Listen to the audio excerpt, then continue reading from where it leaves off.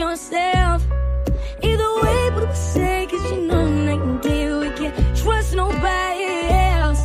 And I won't make you mine, just cause you can't stand to be yours. Just tell me what you need, baby girl, I'll sell your seats. Just meet me at the shore. So move to Atlanta, fill up your plan, go and get your life on track. Baby, do what you gotta, I ain't gonna stop ya. I ain't even mad, but I want ya, I can't deny it. You got the drive, forget about the mileage, and we could try it just right now. Just let me know when you're back in town. 'Cause don't always be good when you come. You only want me around just to break your fall out. Ain't fair, but I just really want your night and day. You can't even give me your night day when you say you would. Like you said you would. Like you said you could if you can.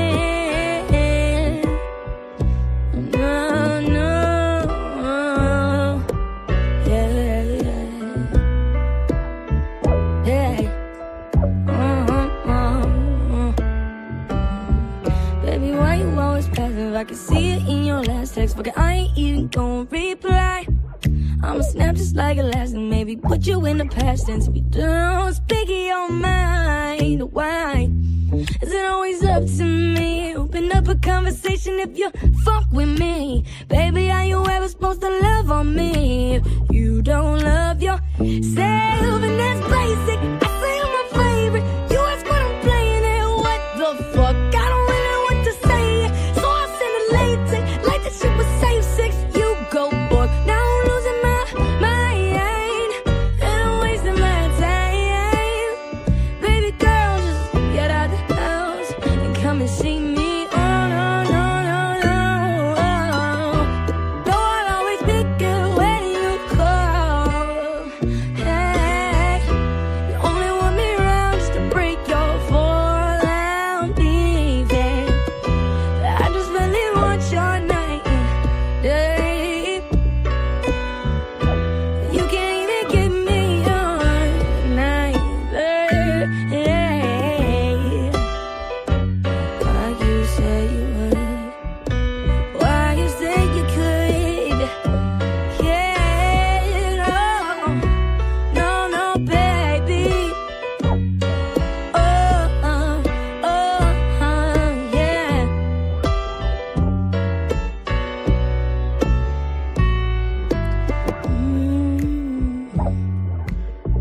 Ooh, yeah.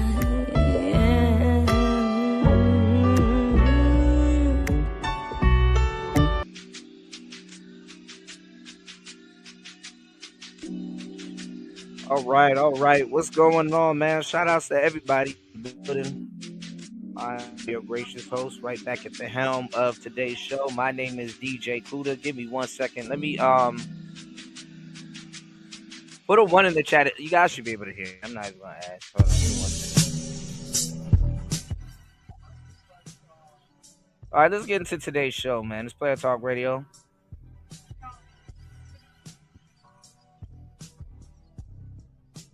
Start with the first segment real quick, y'all. I had a crazy. My bad, y'all. I'm in pain. I had a crazy ass night last night, man. Hold on, y'all.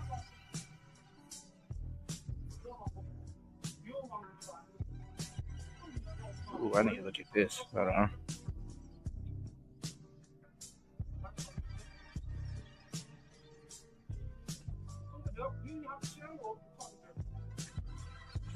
All right, let's go over some stuff real quick.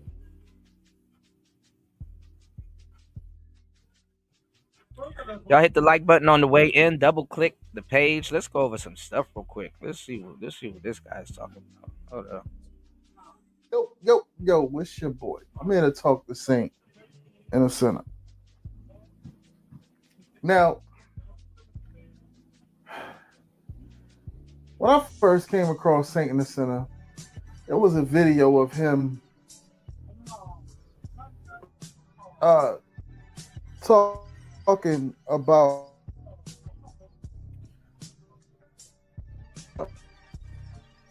Kevin Samuels, and it came down my timeline, and just to get an algorithm, and he was talking, oh, I'm business, I'm in the tech, and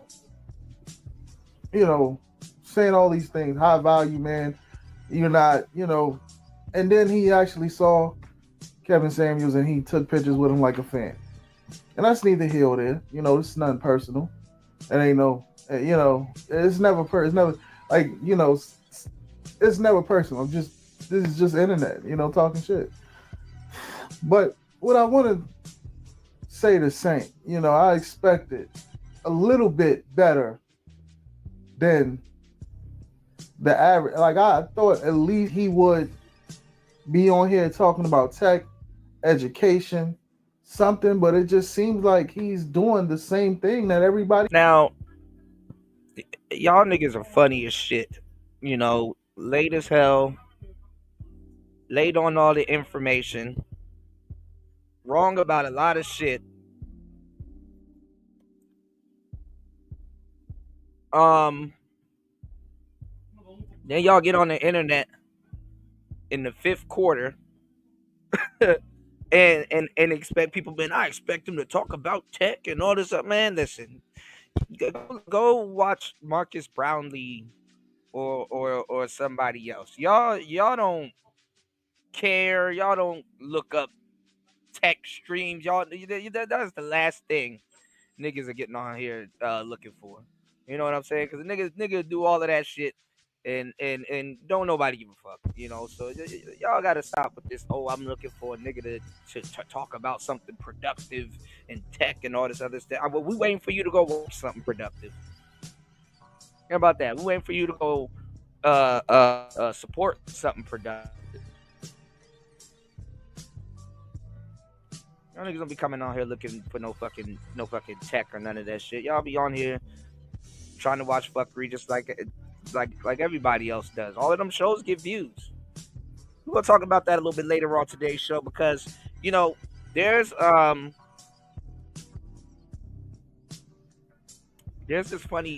this thing that y'all got going on the internet where it's like we're at the point with content creation or whatever the hell you want to call this at this point, right? Where it's like, bro, y'all gonna have to start learning how to separate some of these content creators from whatever real life that you think they're living. You know what I'm saying? It's a luxury to be understood. Is it a luxury to what's the word I'm looking for? Y'all hit the like button, support the show. What's the word I'm looking for? Y'all gonna have to start to separate content creators from the actual content. For the most part, or at least separate the advice, from the content creator or whatever. I don't know, because I don't even know what y'all looking for these days. It'll be an advice channel, and niggas are just worried about getting entertained. They didn't take the advice. It's a lot of little goofy shit that goes on. So we're gonna talk about it. Just warming y'all up for the conversation that we're gonna have a little bit later, man. It's player talk. Let's get it. What else is doing? He's getting all out. He's calling up now. He's calling up whores. And whatever you do, the fresh and fit, it's like nobody wants to be original. Now y'all complaining. Get a whole bunch of women on the podcast. Invite the 304s. Pay them. You know what I'm saying? And disrespect them and argue with them for views.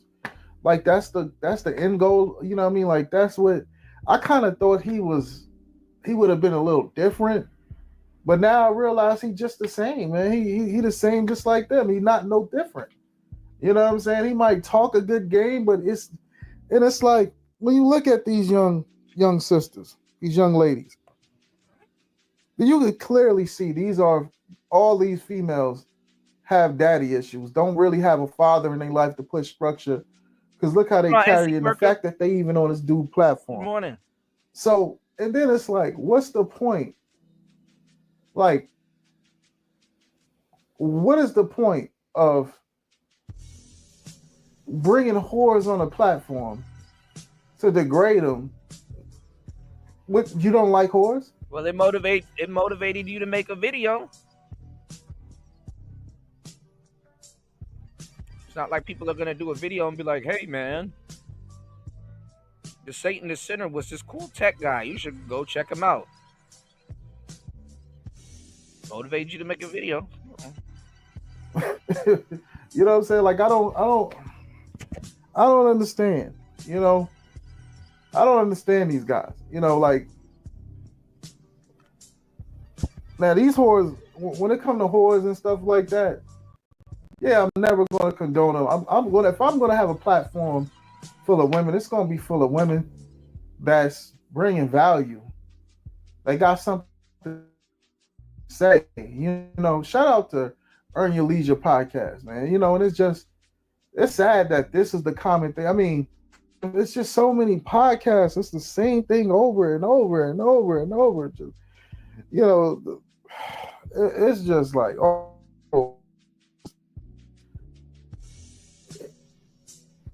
the same thing, bro. Like, get a whole bunch of women on a podcast, asking the questions. How much money do you make? Okay, what type of man do you like? How much money does a man have to make to date you? Okay, how does he want to look? How tall you want him to be? Okay, well, only 1% of men is that. You're a single mom. You know, that's the same talking about only 10% of men are 6'4" and above, and I'm one of them, and I'm a high value man. It's just the stupidest shit.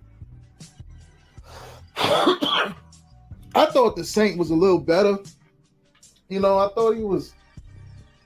I mean, I thought, you know, he would. Where the tech at? Where the knowledge at? Where the education at? Where the bag at? Where the get money shit at? You know, but neither here nor there. I just. You don't go looking for it's the same shit. I just thought he was different. You know what I'm saying? You know, I thought he was different. You know, it's like it's.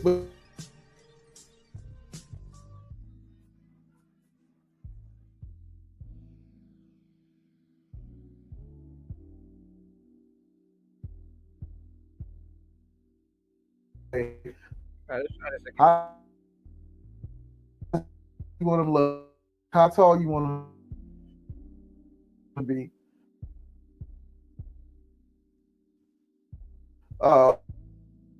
Okay. Well, only 1% of men is that. You're you 10% of men 6'4" and above, and I'm one of them, and I'm the highest. Let me actually this is the stupidest shit. Chop it up with y'all a little bit on some chop it up with y'all a little bit on some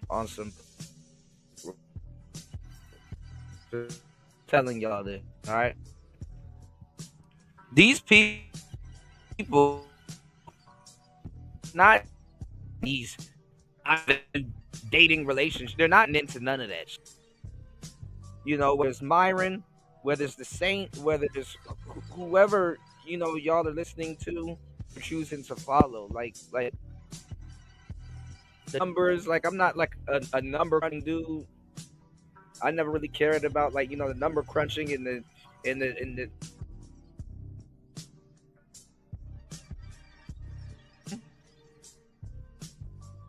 that's like, okay, that's interesting, and then that's it. You know,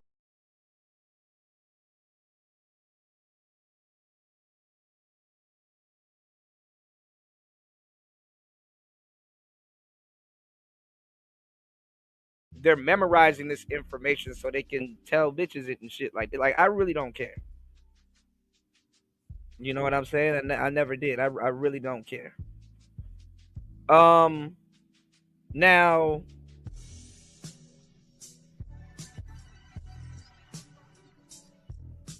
it's obvious the women don't care neither. unless it's in their favor. They don't give a damn neither. And there is no shortage of dating, messed up women or damaged goods or whatever, what trend that happened. There is no shortage of dating. Like these women are still getting dated.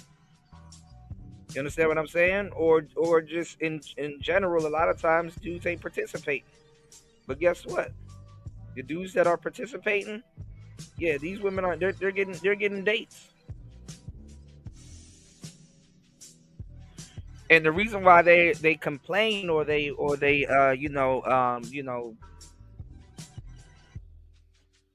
the reason why they I guess they abuse the men that they're with or put men or women or whatever is out there that they're dating these days. We're gonna talk about it a little bit later because we have Princella in the Cooley conversation.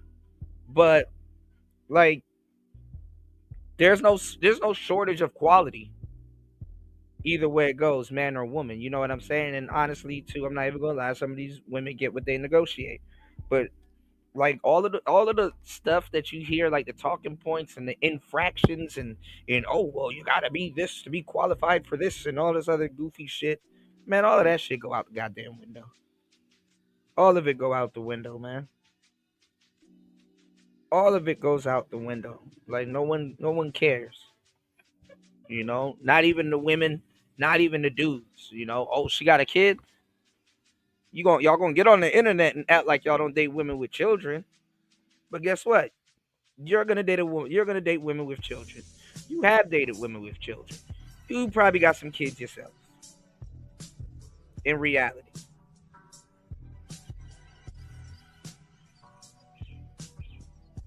and you're probably gonna be teaching skills and paying bills. All right, so it's not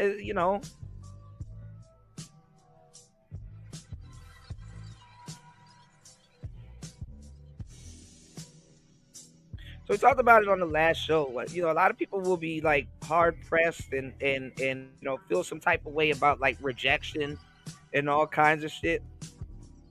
And for some reason, people having like cell phones and stuff like that. It's not like school, and this girl rejected you. Word's gonna get out around school, and then now you're looking crazy. We got the internet. What's going on, bros? We got the internet, and look, if nowadays, the internet is just so widespread that if somebody records you getting rejected, to who the fuck cares? Even me, if I go live on YouTube and I just start hollering at a whole bunch of women or trying to talk to a whole bunch of women, yes, rejection is gonna be there. It's not necessarily an indictment on yourself. Dang, I don't know where I lost my rings, y'all. I don't know. I lost two of my rings that was on my finger. I don't know what the hell happened yesterday, but y'all hit the like button, support the show. I appreciate you guys coming through. Y'all double tap the screen, hit the like button, support the show. So yeah, I mean, if somebody, personally, other than your circle of friends and maybe the people that y'all talk to on here, if you're dating a woman with children and you're doing the complete opposite or living the complete opposite, like most people don't care. Most people don't care. That's why when it got exposed that Cooley it didn't get exposed like it was out there, but when it got exposed by y'all standards that Cooley has a lady and all this other shit and she got kids and all this other shit, I'm like, what's up with the internet? Like y'all really care about shit like that? I know y'all. I know it. Don't let me find out y'all care about shit like that. Y'all don't care about no shit like that. Y'all don't give a fuck about nothing like that. Y'all just mad that he got himself a little baddie, a little white baddie, and yeah, I mean, the stepkids, stepdad to some white kids is kind of crazy, but fuck it, y'all don't care about that shit. Not that crazy. I can show you something else more crazy if that's what got your attention. You know. Now, now also too, the Princella thing's a little bit nuts too. But like honestly, no one cares about any of this shit. I guess Black YouTube found ran out of things to talk about. And honestly, if dudes really felt some type of way about Cooley or whatever his situation, it's like 2 days worth of news tops. Like, oh wow, okay, move on. But no, O'Shea, a whole bunch of people, they're doing marathons, and I told y'all this is how dumb Black YouTube is and Black YouTubers are. That they're making the man more fucking famous. I just saw the other day, or yesterday, Aaron the plumber. He put out a music video. Apparently he's doing well, so that's good. Dudes trying to sabotage him. Hey, show us your plumbing license, and it was all some stupid shit. And then the funny part is that, like, even with this whole Black YouTube thing, it's always the same niggas. Like, y'all don't even look at the people that's like, you know what I'm saying, that call themselves gatekeeping and shit. It's like, bro, you're a guest. We don't even know who you are. How are you gatekeeping when some of y'all ain't even established? And you're just repeating what you've heard us say and repeating popular content creators. The shit turns into a money grab. Not even a money grab. I don't even know what the hell it is these days. So now you got homeboy here,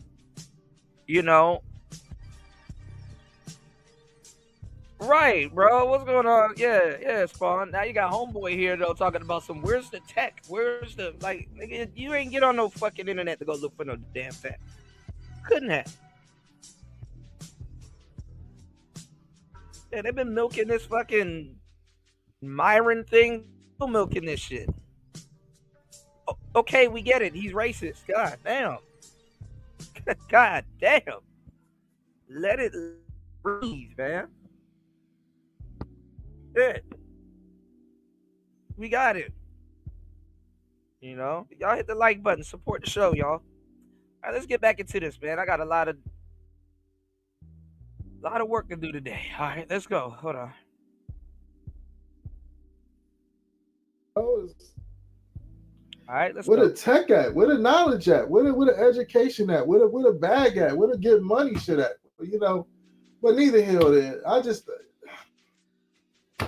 It's the same shit. I just thought he was different. You know what I'm saying?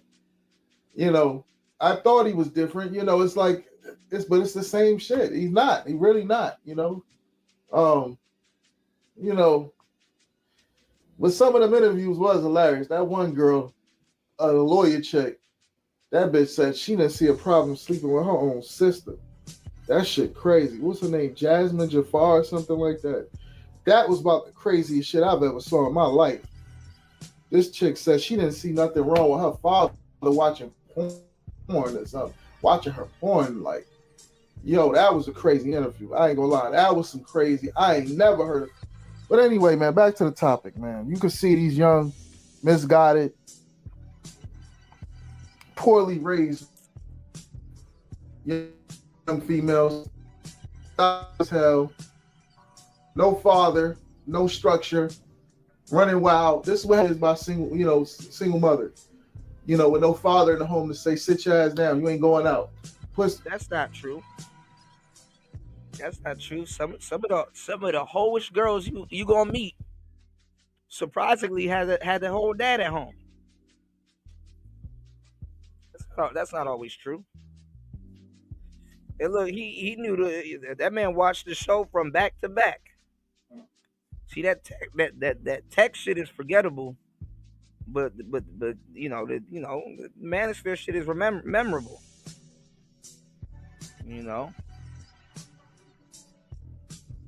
He said, "I thought Marquette was different." Hell no, and he got your watch hours too. You don't watch the whole episode. Like how much crazy shit y'all want to see and hear bitches do. Then on top of it, y'all, I'll give y'all some good game. Then on top of it, um,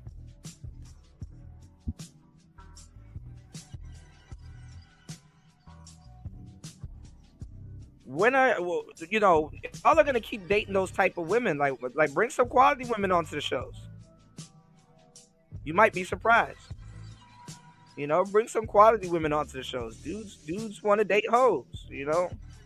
That's the whole problem. Like, even if men knew how to get women, right? It still wouldn't solve the problem.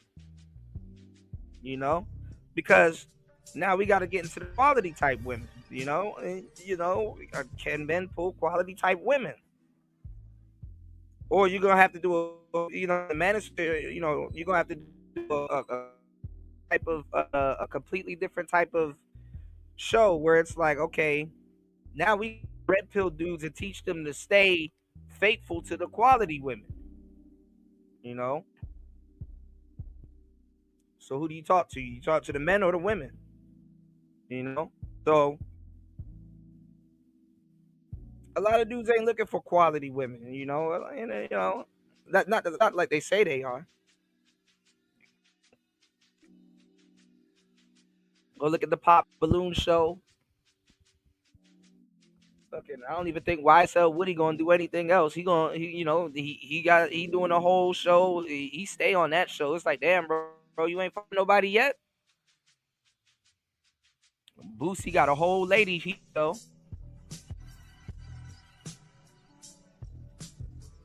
Oh man, my case got fucked up. Hold on, y'all. I need to get a new case, man. God damn. Everything's getting broken, y'all. Y'all hit the like button. Support the show. All right. Yeah. So like I said, yeah, Boosie, him and his son done took over the Pop the Balloon show. YSL Woody on the show.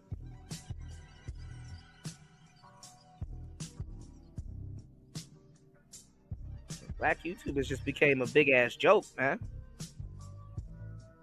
I don't even know who's worse, the hosts or the viewers.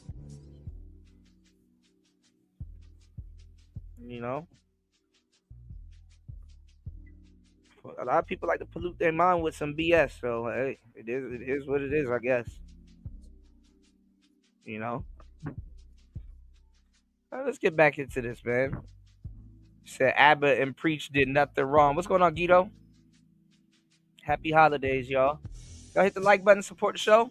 Double tap the screen on the way-ins. Player talk. Let's get back into it, man. Dress up a little better. Carry yourself with more respect.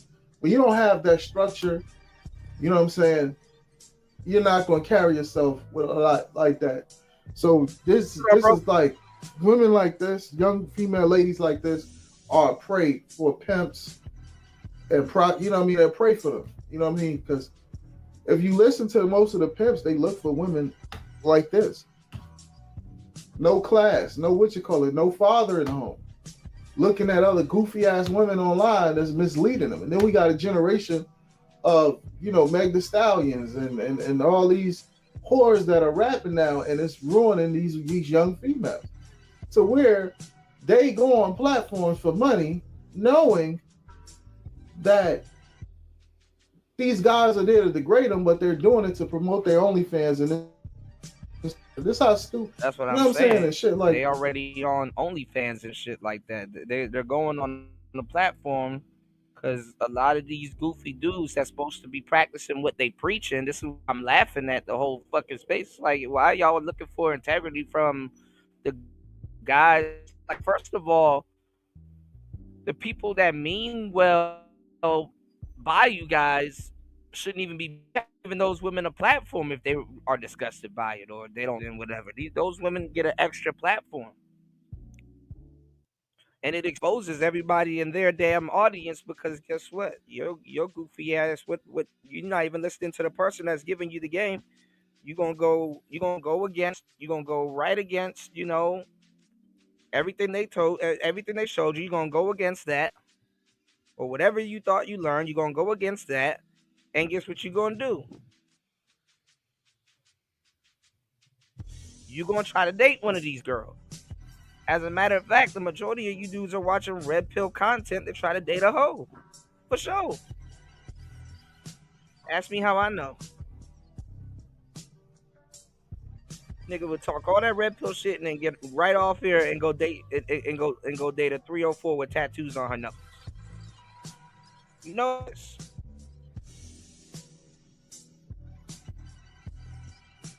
You know? It's just an inside joke for me. Y'all hit the like button, hit the cash app. Support the show, y'all. Nigga talk all that red pill shit, get right off of here and go talk to something with tattoos on their knuckles and yelling. And a bottle of Henny in her hands. They don't give a damn. All right, let's go. They don't give a damn. Like this. And we got to start, as black, shout out to Earn Your Leisure Pod, because like I said, we got to start getting, I need to start a podcast where I start interviewing highly, intelligent, respectful women that have something to say. You know what I mean? Like some of these women that's married that Shout out take to care Bro of their Genius in the building. Shout outs to Guido. You said then they thought we were taking advantage of. Yeah, they were warned. Yeah. If you leave with your wallet, she gonna leave with your wallet, man. Come on now. But what it really is though is so they can justify, they can justify why they're behaving that way. They just that's even worse. That's even worse than the damn hoes, man. Now, shout out to Bro Genius. He said, "Do you think we're in a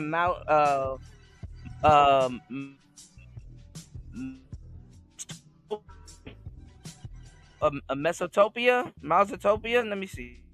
I don't know what the hell that is, bro. I'm gonna go look it up. Google is your best friend." He said a Ratopia. All right, let's go. Husbands is the right thing. You know what I mean? It's like, why would I reward? Like, you get all F's. You have all the motherfuckers as stupid they are. And it's like, what does that make you? It make you dumb. Because if that's what you be around, you know what I'm saying? So, with I start interviewing women I deem to be respectful and carry those and move a certain way. This is interesting. Women that care their husband. So we're talking about John B. Calhoun from 1970s that examined the effects of overcrowding on mice. And the results that he came up with is overpopulation, explosive violence and hypersexual activity, asexuality, self-destruction, extinction, a decline in bonding skills, and many preventable casualties. We be in a mouse utopia. On the last show I was talking about a dystopian. Basically, we're I call it the Black Dystopian Project. Oh, yeah, I mean, probably are in a mouse utopia. Women who don't cheat, women who are not out here promoting the 304ism. It's like, why are the whores being rewarded to be on podcasts? It's like, that shit's crazy. Y'all paying all these whores to get on podcasts so niggas can subscribe just to see you denigrate whores, when most of the niggas is going to take their money and trick on these whores and go subscribe to their OnlyFans and shit like that. Sucker shit, man. you know. But I thought Saint was a little. I thought he at least was had some type of, he talked like he knowledgeable and all that. He that guy. He went to college and all that. But this is what you know what I'm saying? Like, and again, it's just my critique. Man can do what the hell he want to do. I don't owe that man. He don't owe me shit. I don't know him, and I don't, he don't give a fuck about my opinion, and I don't really give a fuck about him. But I'm just here to make the content. It is what it is. Don't kiss these holes in the mouth. That's funny.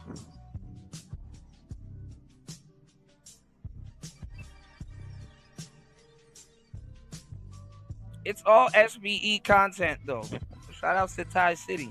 Y'all think that when y'all hold on. A lot of y'all think that when y'all win an argument with a woman that you won, it's like, no, you didn't win.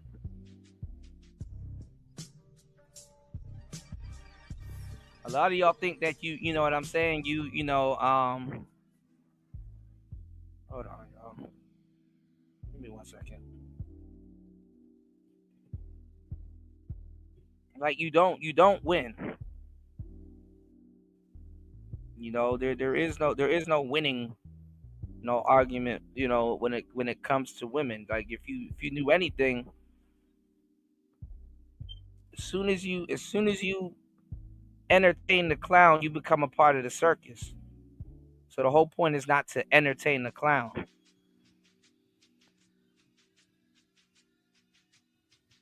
And then they love you and then they hate you again. You understand what I'm saying? They love you, then they hate you again. Because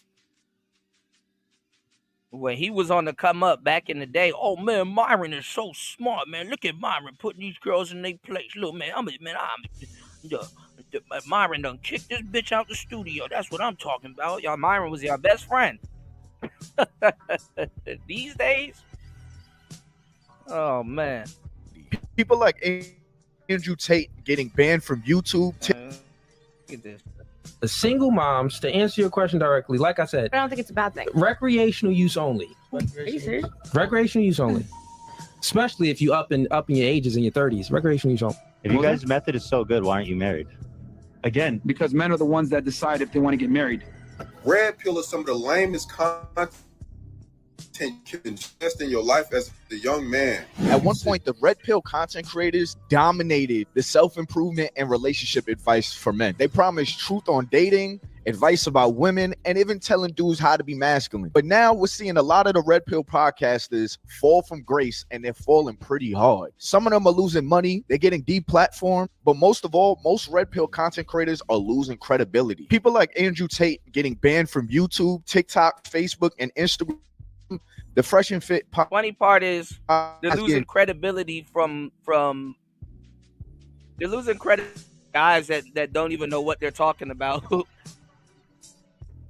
Like imagine somebody that don't even know what the hell he's talking about, something you losing credibility, dude. It's like, bro, you don't even know what you talking about, bro.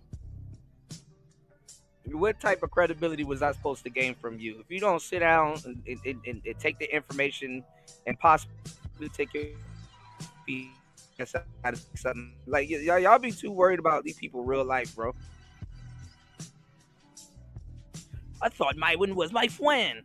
Head ass. I thought Myron was my friend.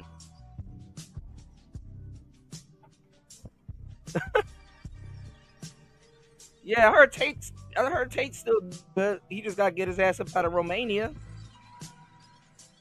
I don't know who gonna buy that fortress he got out there.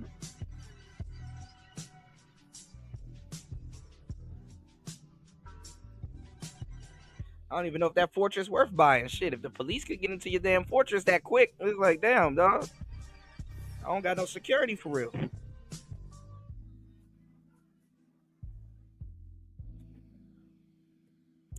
You said lack of existential problems mean booming birth rates, which leads to overpopulation.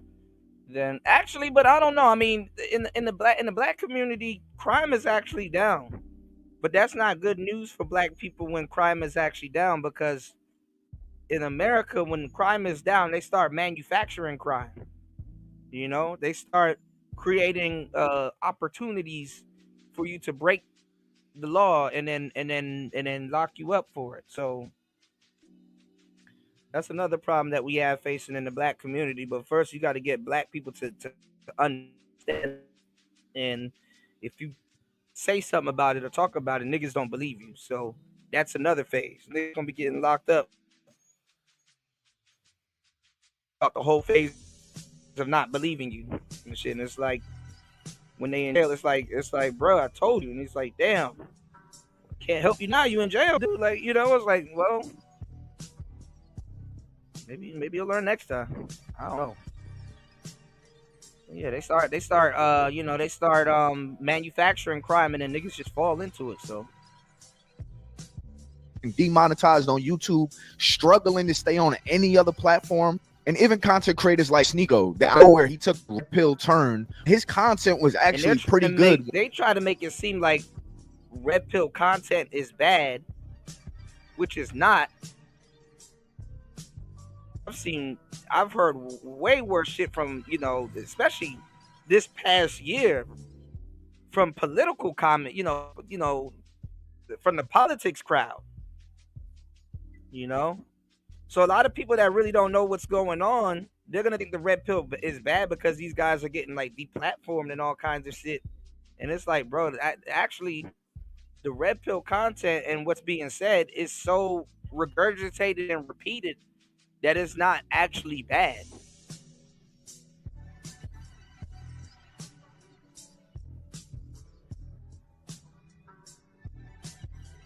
It's more annoying than bad these days, but hey, it is what it is, man. You know, I think the political content is more raunchy up front, you know, these days, by the way. So anyway. When he was back in college, but he's also banned from YouTube. The red pill movement really exploded in the last decade. Their core message is that modern society and feminism was really putting men at a disadvantage. So all the guys that felt like life was really playing against them, they were really feeding into these messages. You don't need her. You are just fucking lonely.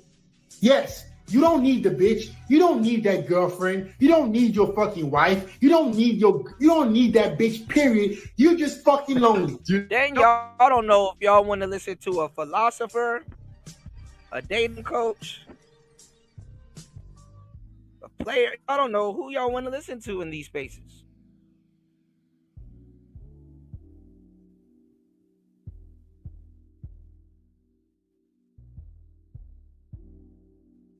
And these are, and it's mainly the people that you know, that don't go outside, bro.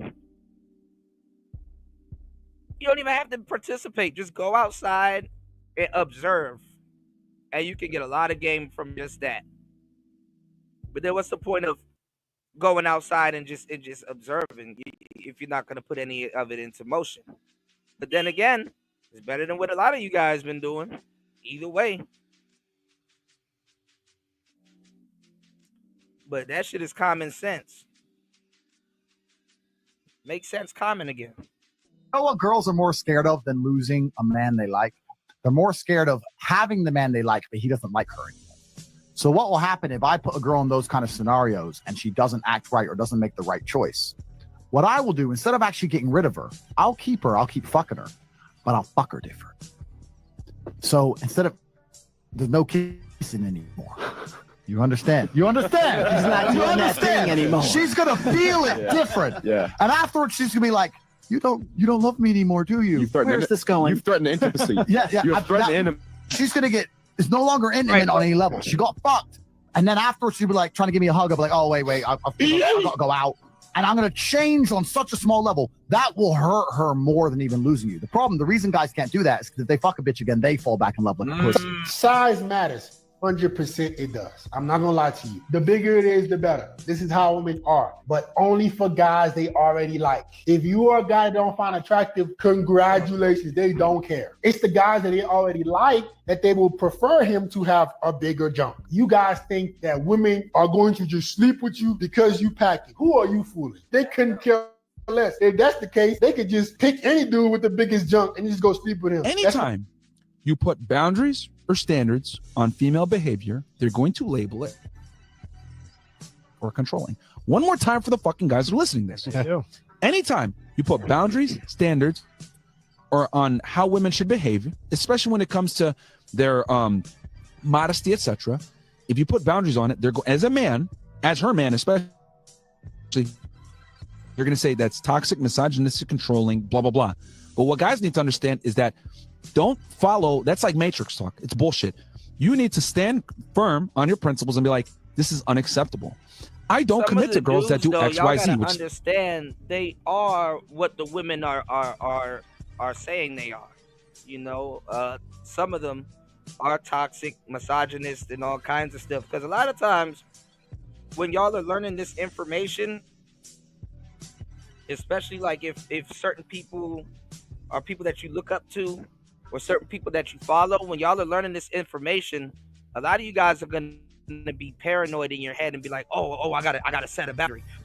Oh, I gotta do this, or oh, I gotta, you know. So a lot of times that does make you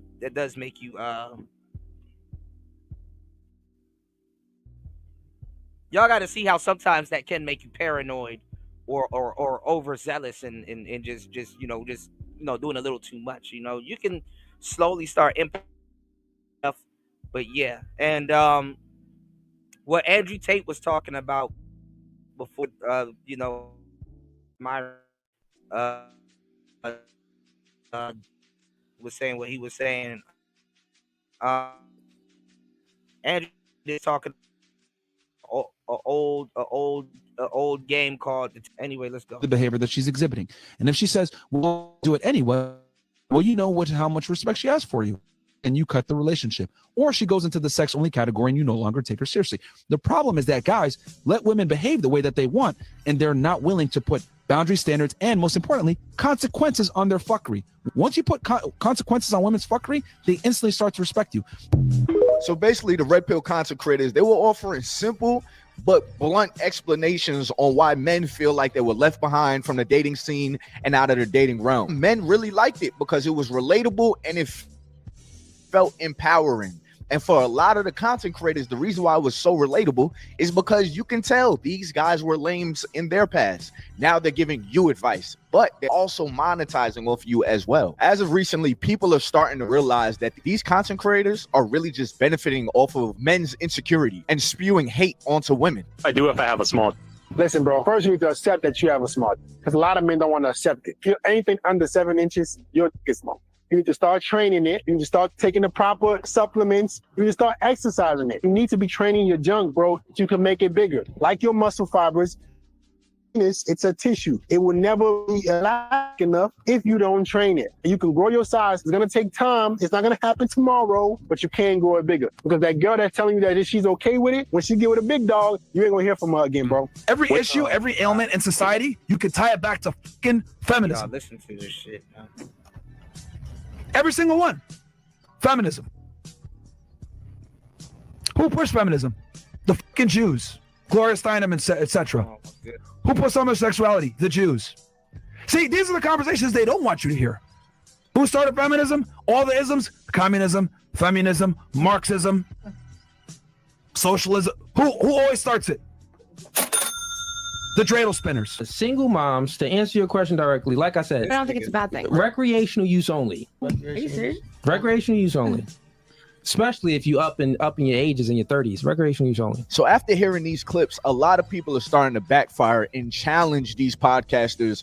Are you actually living the life that you're telling us to live? Because a lot of these things are pretty extreme. There's one thing that most people weren't questioning when this red pill content creation was first starting. If you guys have all the answers, why aren't you married? It was almost as if they was giving advice from the same level of the people. It's not extreme. It seems extreme to y'all, and there's no caveat or no explanation behind most of it when you hear it, because these people have took the content from other people that has lived it. Y'all overlook the people that actually has lived it and that put it out there.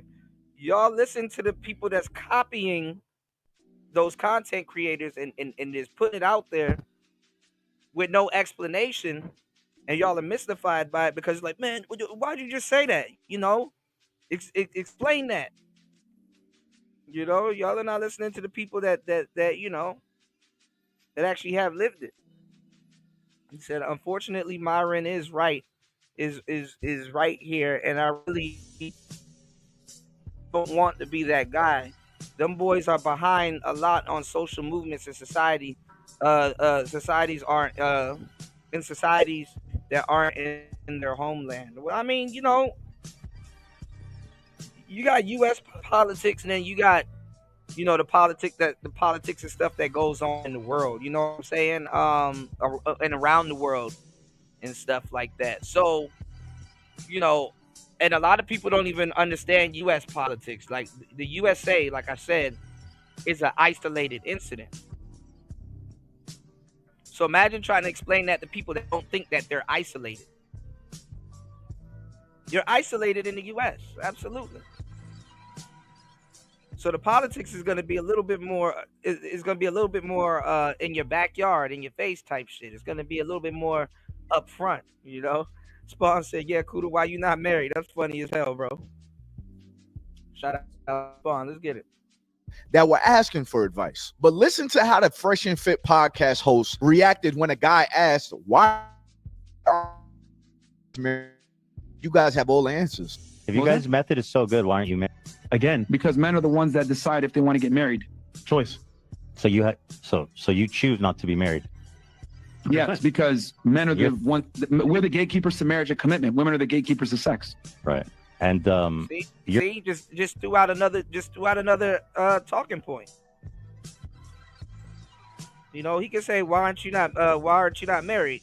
You know, he could have been like, yo, I look at marriage a little bit different than from the U.S. standards. You know, I don't want it to be documented. You know, or you know, the divorce rates. You know, these aren't. You know, this isn't a good time to get married. Or simply, I haven't found a quality woman to marry.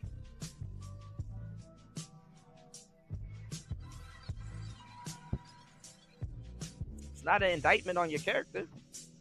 you're 34, right, Myron? Yes. And do you plan on getting married someday? Do you think it's important? Eventually, the nuclear family is the backbone to any thriving society. Oh, thank you for saying that about me.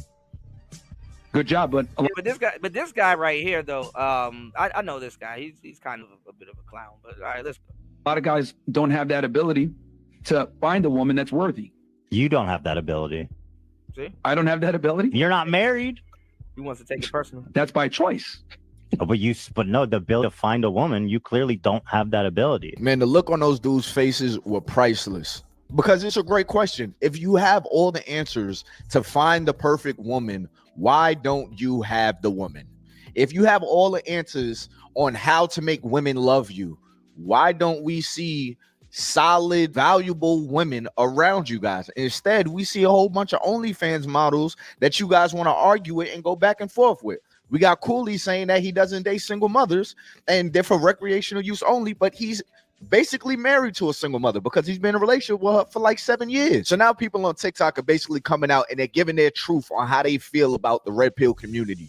And I'm loving it. So I made a video earlier about the lame ass motherfucker who said that women deserve to get SA because they don't mess with nice guys like him. So the correct names is Fit X Fearless and Rashid, not Rashad, Rashid. You know what I'm saying? Or Rashid. We don't fucking know. But my point still stands, right? Red pill is some of the lamest content you can ingest in your life as a young man. If you sitting there, you watching that shit, you are a fucking cornball. There is nothing real about it. A mother. See, this is what the people. This is what the guests of the man. This is what they turned it into.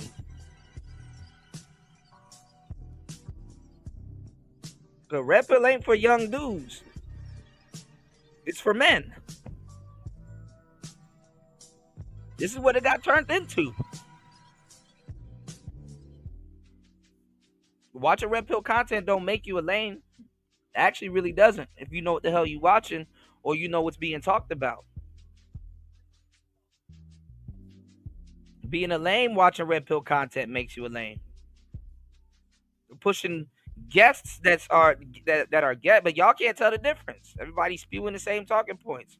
Y'all can't tell the difference even in conversation. You can't tell the difference between a guest here and somebody that's been, and probably somebody that's been here for a long time. Just, you know, those aren't conversational cues that the average listener can pick up on.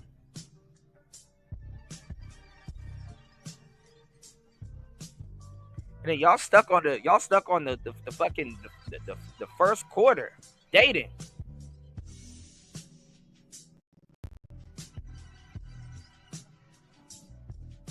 This is where it comes. This is where it's getting. Motherfucker tried to argue me with a point like, oh, they just teach you how to have self-respect, you know what I'm saying, and have standards, da-da-da-da. No, the fuck they don't. Like, y'all trying to act like we live under a rock. We see the shit that these motherfuckers talk about. And to keep it a buck, right? If you really do have standards, why the fuck are you still focused on hoes? Why the fuck are you still focused on promiscuous women? If you have standards as a man, right, and you say you don't fuck with that shit, da-da-da, then who's buying the OnlyFans? Facts. Who's buying that shit? If it's not you and it's not me, then who is it? You understand what I'm saying? Like, these motherfuckers are like so hypocritical when it comes to dealing with women. If you sit some fine shit in front of them, I promise you they start simping. I promise you they start acting like the blue beta male shit that they hate them, right? I promise you they start acting exactly like them, right? Real. Motherfucker was talking about hypergamy and all this, they have all these terms. It's like, for niggas to put this much energy into some shit that really don't matter, just let you know what type of cornball they is. Shout outs to War Master in the building. What's going on, player? Good to see you, man. Man, Scarlett took a tumble yesterday. My knee is bleeding, y'all. Hold on, give me 1 second. So now we're right back under the yeah, like even War Master say, who is this new motherfucker? Bro, I don't know these people. That's the point I'm trying to thank you. Like, I'm glad you said that. We don't know these people. But they got so much to say about the red pill, and it's like, bro, because y'all don't understand the red pill. If a nigga told you to sit down and read some Carl Jung, you ain't gonna do it. Not even a audio book. The black, and you know what's crazy? And we gotta catch up with that. The black pill, for some reason, just damn near eliminated itself. No one's talking about that. Because they never existed. Yeah, the one wheel is a death trap. Like, my knees, I skinned my right knee. I didn't even leave my bed yesterday, man. I don't know what the hell happened. I don't even know how I made it home.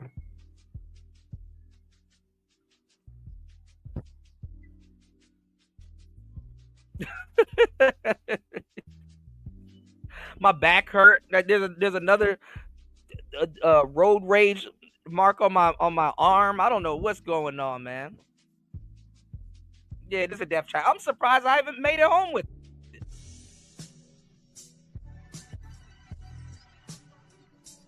But yeah, man, you know, it's so easy now to say the red pill ain't shit. It's easy now to say this. I mean, look who they bring it up. They're bringing up Cooley. I don't know where the hell Cooley came from. But whatever. They're bringing up all these people where it's like, bro, like, y'all don't even understand what's... Never mind, man. I can't take the new people, honestly, because they're guests in the space, repeating our talking points respectfully. But what's even worse than the new people is the new audience. And, you know, I gotta somewhat give them a little bit of leeway because they don't know who the hell to listen to.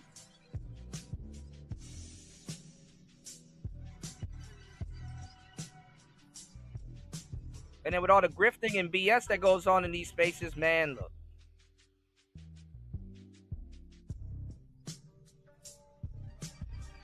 If you new here on my channel, you can go to the playlist. I got a lot of music playlists. Shout outs to the playlist for the playettes. I got music for the ladies and the men. Men, you can listen to the playlist for the playettes too. You know what I'm saying? You got a nice little date with you or somebody, you know. That's some music that you could play in your damn car. Some of y'all just drive your car and be road raging and you know, talking crazy about black women, and you know, y'all even play music in your car. I don't know, but anyway, Yeah, play that in your car if you need something to play for the ladies. But go look up the Player Talk Rewind. I have a whole playlist called Player Talk Rewind. You're gonna see some familiar faces over there. You're gonna see a lot of people. You're gonna see a lot of familiar faces over there. You know? And you'll see how far the apple falls from the tree. Go onto my channel and scroll over to at the top where it says playlists, and it's called Player Talk Rewind. I put legendary episodes there. Everybody damn near in the manosphere done deleted all of their shit, and they're repurposing and reinventing themselves right in front of y'all for their new audience. And you wouldn't believe some of the shit that people, these people were on back in the day. So yeah, y'all go over there and enjoy that. Actually, it's the best thing to listen to tell you the truth, because it's more relevant now. We were calling a lot of stuff back then that came to pass, and you'll see how easy people change up. You'll see how easy and quickly people change up and grift. You'll see how far the apple falls from the tree, y'all. Let's get it. Is they a level 5 cornball? You know what I'm saying? Level 5 terminal. And then the funny thing is that I think this is Infinite. I think he's from DC. I can't really see the screen, but this guy right here, I left my monitor at home. This guy right here, I look on my phone. Respectfully, he repeats a lot of Manosphere talking points also. He's from the DMV area, so I'm pretty sure he knows what he's talking about, right? Hold on, let me see if it's Infinite. Hold on. Hold on, y'all. Okay, no, that's not him. I thought it was him because of the do-rag. Anyway,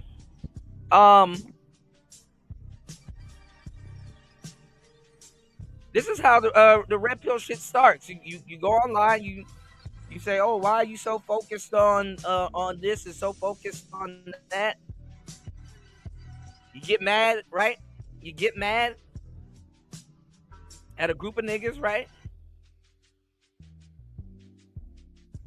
And then when he himself gets off his TikTok or, whatever platform that he's on right now, he too will go date a woman with tattoos on her knuckles. It's a never-ending cycle. Y'all didn't come on here looking for no fucking tech. Y'all didn't come on here looking for no wholesome women. I bet you, I know I can, and I know some of you guys in the audience can, but I bet you if I ask a guy 5 places where you can find quality women, he can't tell me. He can't tell me. Spawn says some of the worst people come to the place. People that come to the space is from the DMV. No, they not. No, they not. And this guy ain't from the DMV. That's not true. You said it. It blows me away how many dudes are worried about Cooley. I never subscribed to him and got bored, so I bounced. I never subscribed to him and got bored, so I bounced. Yeah, like yeah, they want the tattoo knuckles. Like, come on now. I'm just saying, like, And then this is crazy. Like, if a red pill guy, like if Myron was to say or start talking to quality women, one of the next questions that you can ask is like, okay, yeah, quality women might require you to change up a thing or two about yourself. What would you change? Then it's gonna get to this whole alpha man thing. I'm an alpha man. I don't change for no bitch. I'm an alpha man.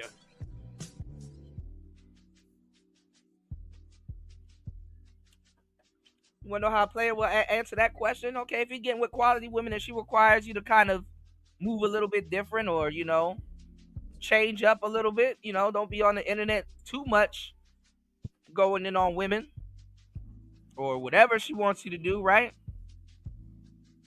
The player answer to that is like, I'm not gonna soften up, but I I could be a little bit more compassionate. I could probably, tune a couple of things up. But normally, she gotta be exceptional. But normally, I don't change for nobody. That's how you answer that question. But a lot of dudes, they'll just jump into the whole alpha spiel. I'm a hungry man. I don't change up for nobody. They start getting into that shit. So I don't understand why a lot of y'all love to hear these talking points over and over and over and over and over and over and over again, and then get mad when you're not dealing with somebody authentic. When you've heard other content creators repeat those talking points. So now we're going into the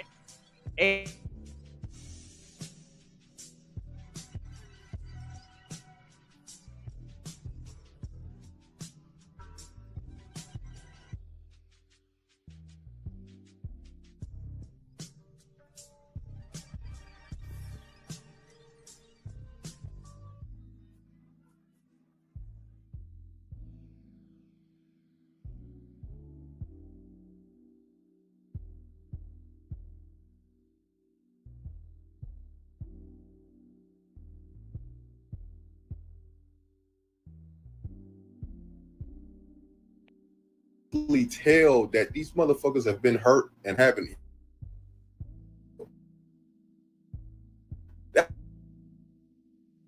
That can't go on YouTube and listen to somebody validate those terrible the women on Fresh and Fit. Of course, he loves recruiting the chicks to his producer. Shrug, yeah. And then this is the thing, though. So much they gotta do like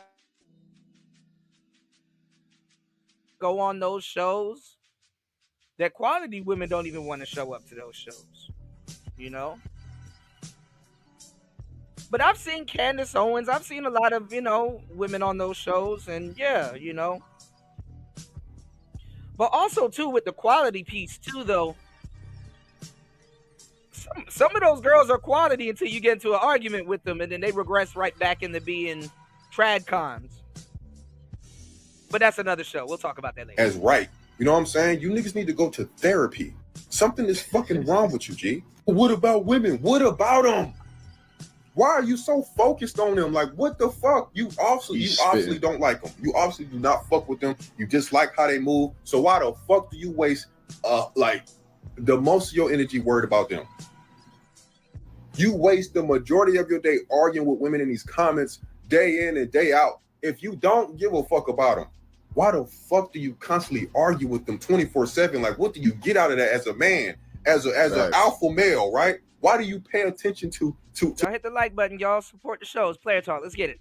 We're gonna get into one more segment, then we're gonna jump into Princella, this Princella thing. Let's go. Women that much. If you so alpha, it's just the lamest shit in the world. Like, this is gonna be my last video on it because I don't want these motherfuckers coming to my page. You know what I'm saying? Like, I don't want these. I can't deal with lame shit. Look, y'all, if you wanna level up as a young man, for one, right? Pussy cannot be, you know what I'm saying, in charge of you. Like, you know what I'm saying? Like, these motherfuckers. Look. Now all of a sudden he's turning red pill. If you want to level up as a young man, pussy cannot be for you. That's how it starts. Now he trying to give you some red pill game. Look at this shit. This shit is funny. You said do-rag dude sounds like a chick. All that who hurt you energy. Right, man.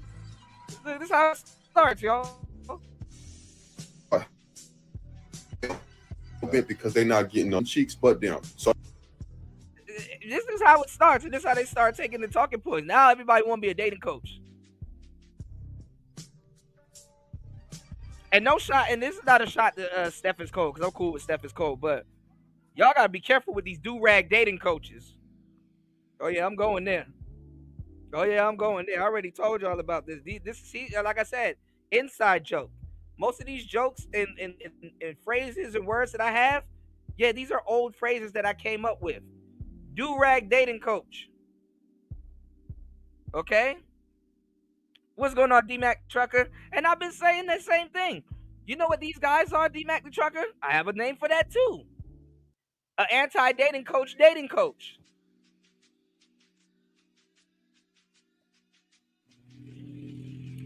Y'all hit the like button. Support the show, man. Like y'all got to talk to real people that know what they talking about. Y'all know I know. You're an dating coach. Man, these guys don't know what they talking about. I'm dirty macking like a motherfucker. Don't listen to these guys. The pussy's over here. This is how you do it. Don't listen to these guys. Listen to me. I'm an anti-dating coach. Yeah, it got infiltrated by women. Yeah, War Master said women have been destroying the reputation men for decades. That's why men argue with chicks in the chat, for fuck's sakes. Yeah. But it's SBE content because you don't win an argument with women. The whole point is not to argue. Women will be completely wrong about something, and all you're going to get is a, oh.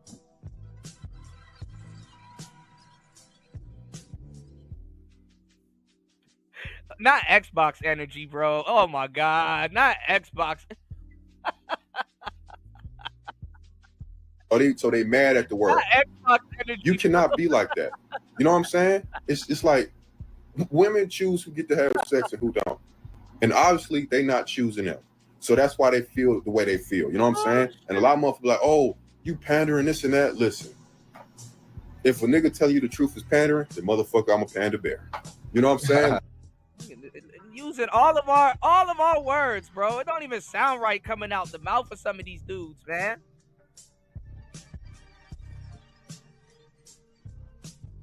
Do-rag dating coaches, man. Pop Smoke just gave you some game, y'all. Listen, G.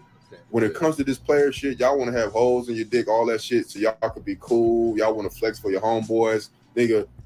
Even this player shit is a dead end. You know what I'm saying? You get nothing out of it. You know what I'm saying? So to keep it real, man, just focus on yourself and hustle. And if you really do have standards, then stop spending your time arguing with women 24/7. That shit is like, that's weird behavior, gang. You're weird as hell for that. Yo, he was spitting nothing but facts, yo. So apparently that dude got a YouTube channel and everything. Go subscribe to his YouTube channel. His videos are dope. I follow him on TikTok. I really came across him because he was doing like some hood fighting videos, and it was some funny stuff or whatever. But it's a real question. Why are you guys? Yeah, hood fighting videos. You want to know what most hood fights start over? Women. So hopefully he's telling the gangster. Hopefully he's telling the gangsters that he fucking with. Hopefully he telling them the same shit, because you know what them fights be starting over. You want to see what's worse than a red pill nigga that don't know what he's talking about? A feminine fueled gangster, a feminine fueled, a feminine fueled, gangster. And he tried to talk to my girl, or she's sleeping with the ops,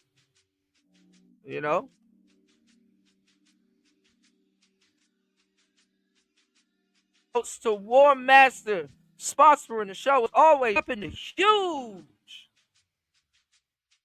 $20 on the Cash App. He said if Kuda had Xbox energy, he would be playing Halo. Did a new game just drop? I actually got something. I tagged you with something the other day, War Master. I've been watching yesterday I've been watching a bunch of video game content. We do got to do a gaming show. I got some stuff to run by you also.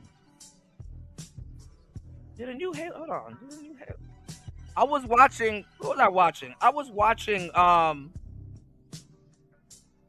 some GTA stuff on Xbox. I was watching what else was I watching? I was watching something. I gotta go down my timeline. Hold on. What the fuck was I watching? Shout outs to everybody in the building. Thank you, everybody hitting the like button, supporting the show. Make sure you guys hit the Cash App. You said Do-Rag Dude is saying, men, stop defending yourself from all the yeah. But that's the thing, though. A lot of these new dudes were never a part of the conversation. They were never a part of the conversation. So, of course, you're going to be confused and not know what the hell is going on. You came in the 50s.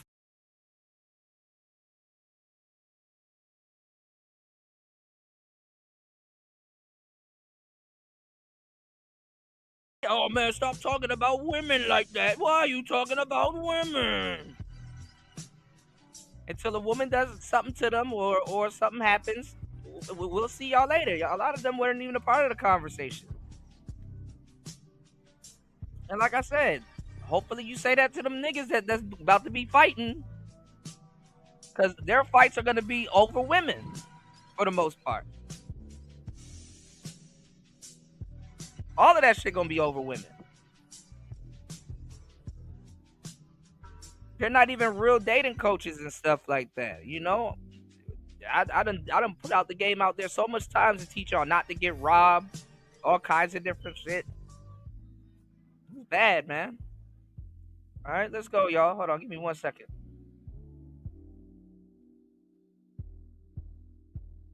So focused on women if you guys are alpha males? Why are you guys get robbed? Not the people putting shit in your drink, all kinds of shit.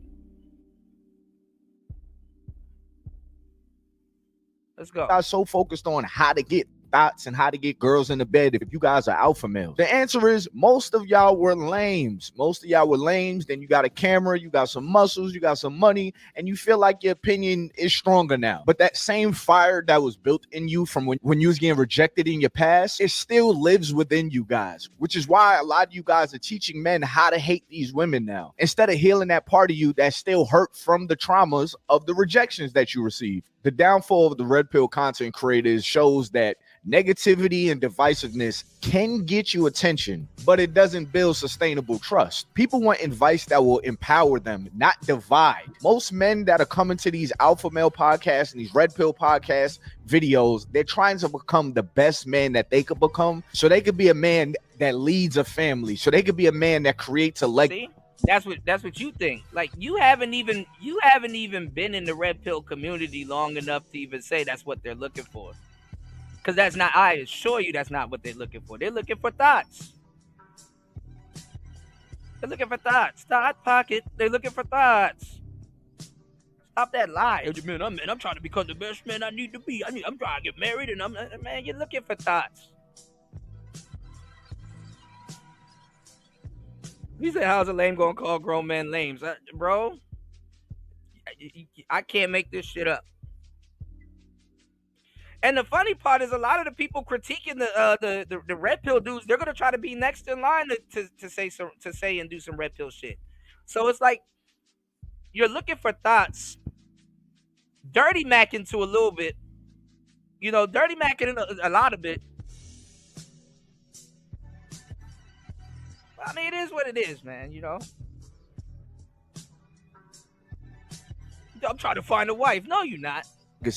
But telling men to look at women in all of these crazy ways instead of fixing their hurt for their mental capacity to be able to date the woman that they actually want. Instead, they're just creating bitter men, which in return is hurting the dating field even more. But what do you think? Do you think that the red pill movement is done, or do you think it's just evolving? This is just the beginning. Drop your comments in the comment section below. Make sure you hit that subscribe button, hit that like and all that good stuff. Yo, this is a vibe session, all right? So come back and vibe with your boy.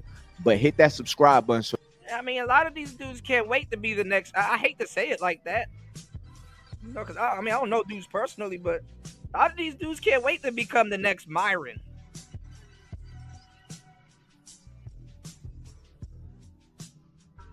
Everybody talking like they know something these days. A lot of dudes can't wait to be the next Myron. Don't let the man. I'm critiquing this content fool you. I bet you go to their channel and they got a lot of red pill oriented stuff on their channel. Respectfully.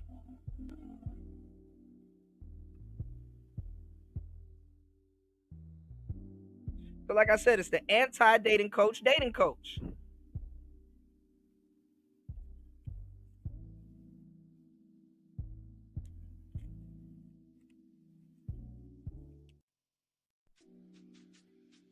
And then you're complaining about people that ain't even authentic in this space. Like these are newcomers, man. Shit, I'd complain about Myron too if I just got here.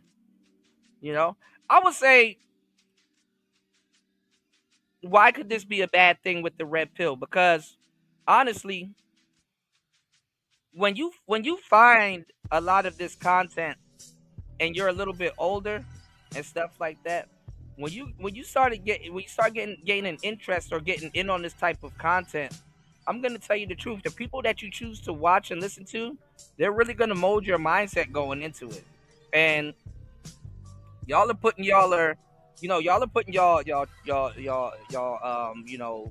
common sense and trust into people that just got here, honestly. So if you want to be filled up with misinformation and shit like that, go right on ahead, man. You know, if you want to get filled up with misinformation, go right on ahead.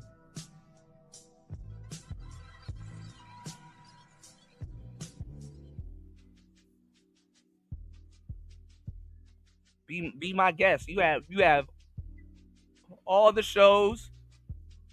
You have all the people around you that can fill you up with misinformation.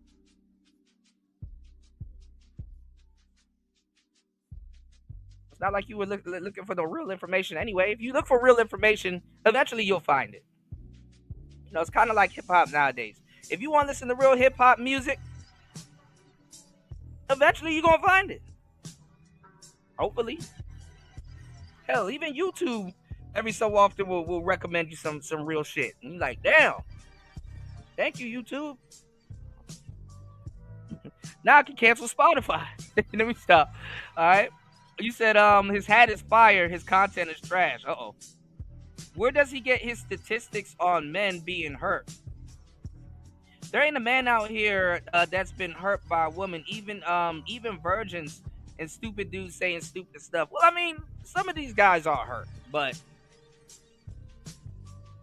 I know it could be annoying because it's not in the way that people think it is, you know, especially if you've been here for a while and you like, yeah, these dudes are probably a little butthurt, but like, you know. And let me tell y'all something.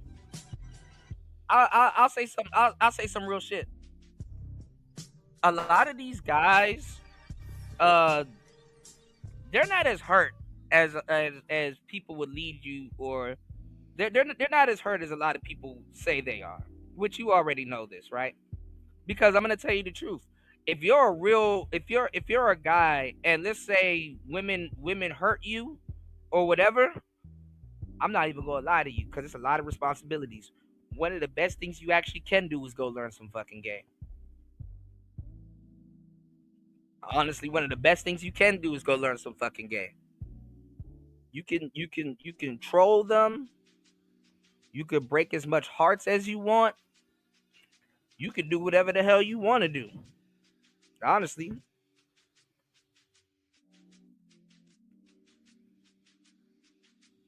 You can really get payback just in the form of dating alone. You know, so a lot of these dudes ain't, you know, and that but they ain't hurt enough to really do that. They don't got the balls to do that. You know, they don't got the balls to do that. You have to have a little bit of balls, no homo, to date the way that you want to date, or at least get back type shit. You know, they don't got the ball to troll some of these girls. What's going on, Raven? You said, AKA water is wet, right? You said do-rag dude is the lames he's talking about. In a lot of cases, yeah. Yeah, and they want to be content creators, yep. I just seen this thing replicate itself so much, man. I could just tell you, I just tell you the next step. Shout outs to Raven in the building, man. Y'all go, I got a documentary that I'm putting together. Y'all go check out some of the videos that I uploaded, man. I went to the bomb museum. And I'm not gonna lie, I felt really uncomfortable standing around a whole bunch of bombs. Y'all hit the like button, support the show. Hit the Cash App. I felt real uncomfortable standing around a whole bunch of unexploded ordnance, y'all. That probably took a bunch of lives, actually. You know, You said these bitches hit hard. These bitches hit hard. Broke heart rate. Come back, nigga. What do you mean? What do you mean, Raven? Oh yeah, we're gonna talk about that also too. I forgot. That was one of the topics I wanted to about Jay-Z. You know, there's an accuser already coming out. You know, with accusing Jay and Diddy.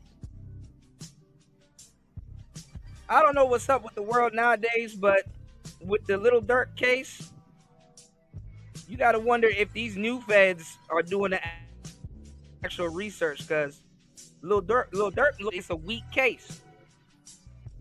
Sometimes you got to go sit down for a minute, see how much they know, and see if they still fishing for information. They say Diddy in there running the damn jail. And Diddy's lawyer said it's a weak case. I said, damn. These are your tax money, man. Your American dollars, man. You know? Shout outs to Unbothered Movement, man. What's going on? All these people doing videos. Diddy is done. Diddy is fried. It's over for the diddler. And then all, you know, it's like, bro. Allegations, smallegations. Alligator. Alligator.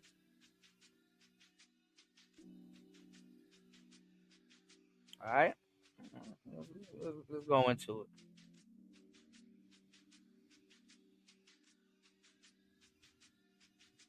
You say your post was deleted. What post was deleted? Unbothered Movement. What's going on?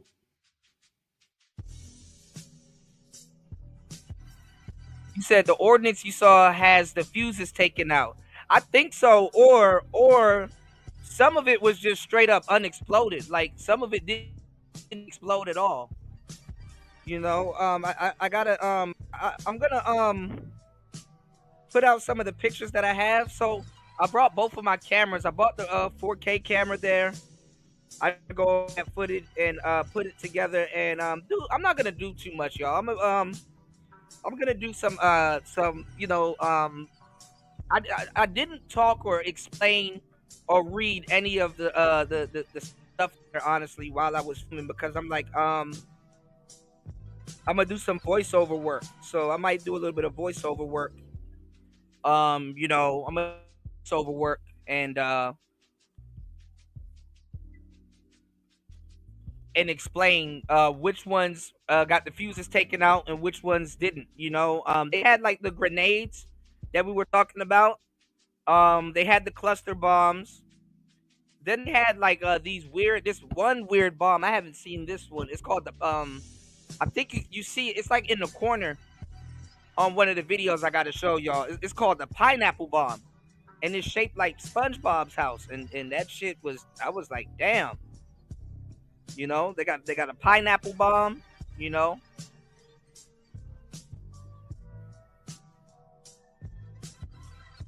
You said look up the Trayvon Martin and George Zimmerman case, especially if you want to see the way the government try a man when they have a losing case. Yeah. No, because what I'm saying is that when they do like RICOs and all this other stuff, it's like 99% win rate. Or, you know, it's like, oh, well, these should be some open and shut cases. You know, but the government and politicians already, you know, in America already showed you that they're not straight up. What the hell is justice these days? No, but you're right with the Trayvon Martin case and a lot of those cases. You know, black people, I forgot the name of that lady, but I didn't really pick up that story. But black people really want that Asian cop to go to jail for shooting that basketball girl in the hallway. When she literally came out the house, the apartment, and like slashed the man's face. She gave that man a Final Fantasy VIII scar. Oh hell no. And he didn't want to, you know, and I felt bad for him as an officer because he didn't want to put her down. You know, he didn't want to put her down, but you can't tell if that's a man or a lady. You know?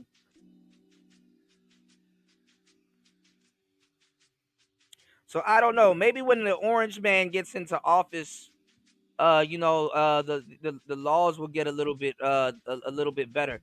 Oh, that's what I wanted to show y'all too. I got to figure out the name of the show because I know the guy, and these clips been coming up on my timeline. There's this officer. I think I played it on the last show. There's this officer that did an interview with him, and he was like talking about like the gangs and the he was talking about like the gang paraphernalia and all kinds of stuff that goes on in LA, and some of the stuff they was saying made sense, but a lot of the stuff that he said didn't. And he's like supposed to be some like ex-retired like police officer and shit like that, and it seemed like all of the knowledge that he was getting came off of like Reddit or some shit. But some of the stuff that he said is true. Some of the stuff that he said was weird. So I gotta find that interview for you guys because he was talking about like some of the stuff that the police go through, and they don't really get support for it. You know, they lose their job. And, you know, it's like you can kind of talking about how you can be a policeman and like be a really nice, and then you have one hiccup in your career, or you fuck up once or a couple of times, and it's over for you. So I was like, damn, you know. You said, Kuda, the fuse in ordinance is like a light switch. It's removed, and then they put it on a display. Every gun is unloaded, and the firing pin is removed. Yeah. I did see what you were talking about because there was like a briefcase in a box there that had like a bunch of fuses in it. I guess to deactivate a live bomb, or to at least find it and I guess deactivate it. I gotta see what was written on that thing. But yeah, you're right. I did see a bunch of fuses there, but a lot of them, I think they removed the fuses for the actual bombs, but there was fuses there for some of them. But some of those bombs though have already been exploded. Like that big ass one that was upstairs, that exploded already, you know. So some of it has already been exploded. You know, so, and I hate that, I ain't gonna lie, they said don't touch it. I was touching the shit out of them bombs, but I hate to say it, but like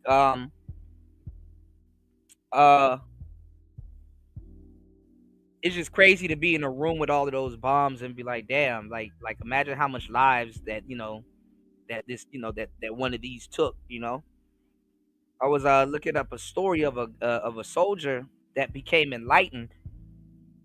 The bomb that he saw, it hit the ground, it never exploded, and the fan in it was still spinning. I said, oh, hell no.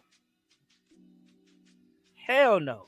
What's going on is Anton from AntonDaniels.com. I appreciate you guys for continuing to rock with me. Come on, let's go get some Starbucks. My daughter like to call it Starbies, but I'm not going to get any coffee. I don't drink coffee. I'm going to get something else. But it's a conversation that's being had across social media. And it's the difference between YouTube, TikTok, Instagram, all of the rest of the platforms.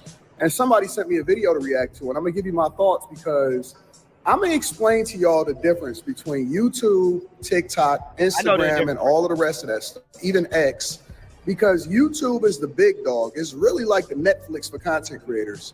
But let me show you the video. I've seen a video of somebody saying that a lot of people on this app cannot transfer to YouTube. I ain't gonna lie, I definitely agree. As somebody who started out on YouTube, it's hard as fuck. It's not like TikTok. This is not serious or real. A lot of people are content creators on here, but it's not any content. It's just talk. It's like what I'm doing right now. I'm just talking. When people are like, oh, you're a content creator. I'm not a content creator on TikTok. I come on this bitch to talk shit and complain. On YouTube, I actually create content. You spend time editing shit. You actually put time and effort into that. Because if you didn't, YouTube don't reward bullshit. TikTok rewards bullshit, mediocre shit. You can get on this bitch and do anything and go viral. YouTube, they not having that. I'm not sure if there's anybody that's really more qualified to speak to this than me, because I know how the money works. I also understand content creation, and more importantly, I've been a YouTuber for the better part of 8 to 10 years. And I will tell you that it is the big dogs Hold on, y'all. of everything. And I'm not just talking about financially, I'm talking about what you have to put into it in order to be successful. TikTok, easy. Very, very, very easy to consistently build a platform. And I will tell you that most people are lazy. So their inability to build a viewership or a following and content creation largely is based off of their inability to do great things. It has nothing to do with the platform itself. TikTok, super easy. Instagram, super easy to build a following. Now, the other side of that is that financially, it's not even remotely close. Not even 1,000th close as far as the type of revenue that you can and will generate. Like, how you generate revenue could be very different. You know what I'm saying? A lot of people like to create TikTok shops and stuff like that. But as far as organic traffic, people really building a following, what it takes in order to be successful, YouTube is the final boss. Outside of like going to be a filmmaker yourself, YouTube is the final boss. Most people, like if you look at the Don Lemons and the Sage Steels and stuff like that, when they decide voluntarily or involuntarily that they're no longer a part of major networks, CNN, ESPN, all of that stuff, where do they go? They go to YouTube. Now, a lot of people obviously go to all of the platforms in order to have, you know what I'm saying, an organic following or to build off all of the platforms and to capitalize off of the visibility. They hopefully can convert traffic from one to the other. Very rarely can people convert traffic. You might be massive on Instagram. I've seen people with, 5-6 million followers on Instagram can't even hit remotely 50, 60,000 subscribers on YouTube. And it's hard. Let's just really be honest. Like, it is very, very, very hard to edit long form content. And that is the difference, the major difference between YouTube and other platforms. You can go on TikTok and make a minute, just throw the camera in front of your face, make a minute video, all of that stuff. It's much more difficult to make sure you satisfy audience tastes long term because the competition is fierce. The consistency is what's going to separate you, and the quality of the content over a longer period of time when people have the option to be able to go wherever they want to go, and you building an organic following. Listen, I've seen major celebrities, sports figures, or people that are huge within ESPN and stuff like that. They cannot crack the code. In most instances, when it comes to YouTube, it takes a longer time. And even when they get a following, let's say you get some subscribers, some people will finesse the platform. So they'll take the TikTok, Instagram method and Well, the thing is that you want to go viral on two websites, on two platforms, and then maybe you could get somebody to repurpose, or you yourself can repurpose on other platforms, but you really want to go viral, or you really want to do content on two different platforms, at the same time. Like right now, we're on 3 platforms.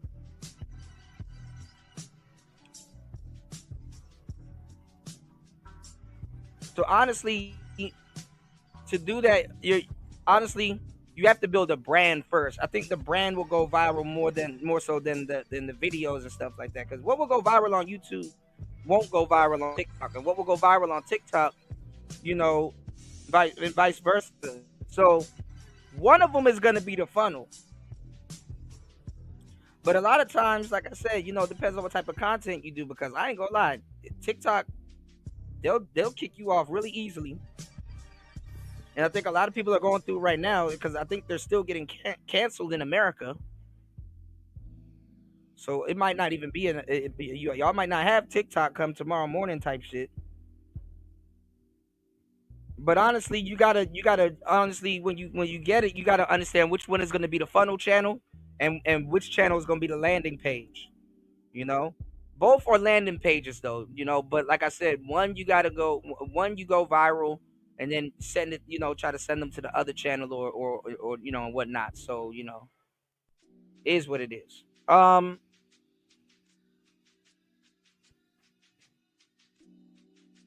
on, let me do this real quick. Y'all hit the like button, support the show. giving y'all some really good game. War Master said, what makes YouTube so bad is they will exclude you from the most profitable algos based on your politics. Is why I don't spend. Yeah, that's exactly what happens. You hit it on the head. Definitely, if you talk about certain things, you're not gonna hit that algorithm. Even if you tried your damnedest to hit the algorithm, you're not gonna hit that algorithm. They will know exactly what you're trying to do with your thumbnails and your keywords and tags and all this other shit, and they will definitely exclude you from profitable algos. Yeah. And then the crazy part is that, like, the wealth algos, the politics algos, all of those algorithms, they are absolutely profitable.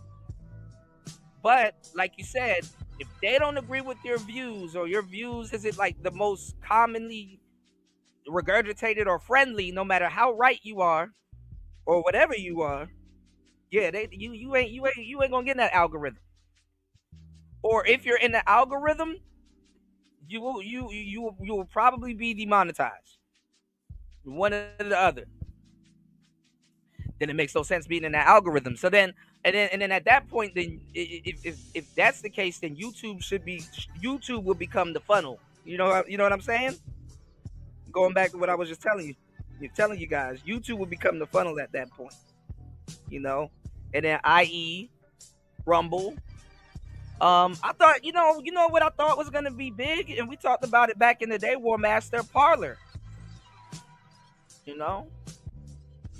And I saw recently Alex Jones post some crazy shit. I gotta catch up. I got a notification somewhere laying around. But yeah, I thought Parler was gonna be big, but I don't know. Maybe Parler might take off, but I don't know. I thought Parler was gonna be a big one, but hey, it is what it is. Only thing that they do is we'll create shorts. Well, shorts don't generate revenue like that on these platforms. So you may have some subscribers, you may finesse people into thinking that you got a real following, but you can't actually generate no real revenue on there. You hoping to convert it, but you're not used to making long form content. So your ability to really capitalize off of more visibility, just because people subscribe to you from a short, don't mean that that's going to translate into them watching your long form content. I will tell you, bro, real talk, and this is the honest to God truth. YouTube is the final boss. It is the final boss, 100%. Outside of just going completely independent and saying, you know what, I'm gonna create my own app and just do it that way, YouTube is the final boss. People that can't hack it on YouTube often at time try to build a following on other platforms. And the problem with that, for me in particular, is that it's not as financially rewarding. I don't remember. It's got to be 3-4 years. It's got to be at least 3 or 4 years, maybe longer. Oh, wait, hold on. I done totally forgot. Thank you, everybody, hitting the like button and supporting the show. I done totally forgot. Shout outs to War Master dropping the huge. Oh, you know, I'm not gonna let that shout out pass by. $20 on the Cash App earlier. Hold on. Hide the money, y'all. More. Wendy? Thanks, Chuck. We're standing here in front of the Olympic Liquor Store in Queens, where scores of African Americans have been lined up for hours. We spoke to a few of them earlier. Ladies, may we get a word? Hide the money, y'all. There's poor people around. With your broke ass. I said something was missing. He said, I'm forgetting to do something. No, I'm not gonna let an opportunity go by like that. Shout out to War Master. Thank you so much for supporting the show. Y'all hit the like button, support the show. Damn, my case done fucking broke. I fell last night and I had my laptop on. Oh man, it was all bad, y'all. My knees is skinned. I took my winter lumps this year, y'all. War Master said Parler was sabotaged by Amazon. What? How did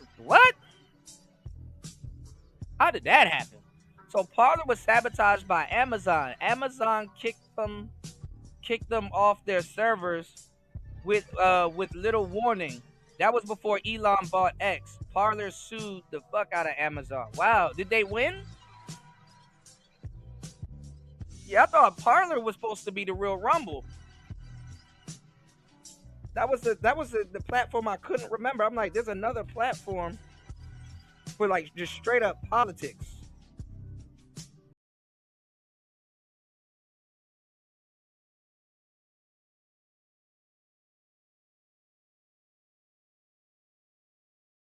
Interesting. Hold on, y'all.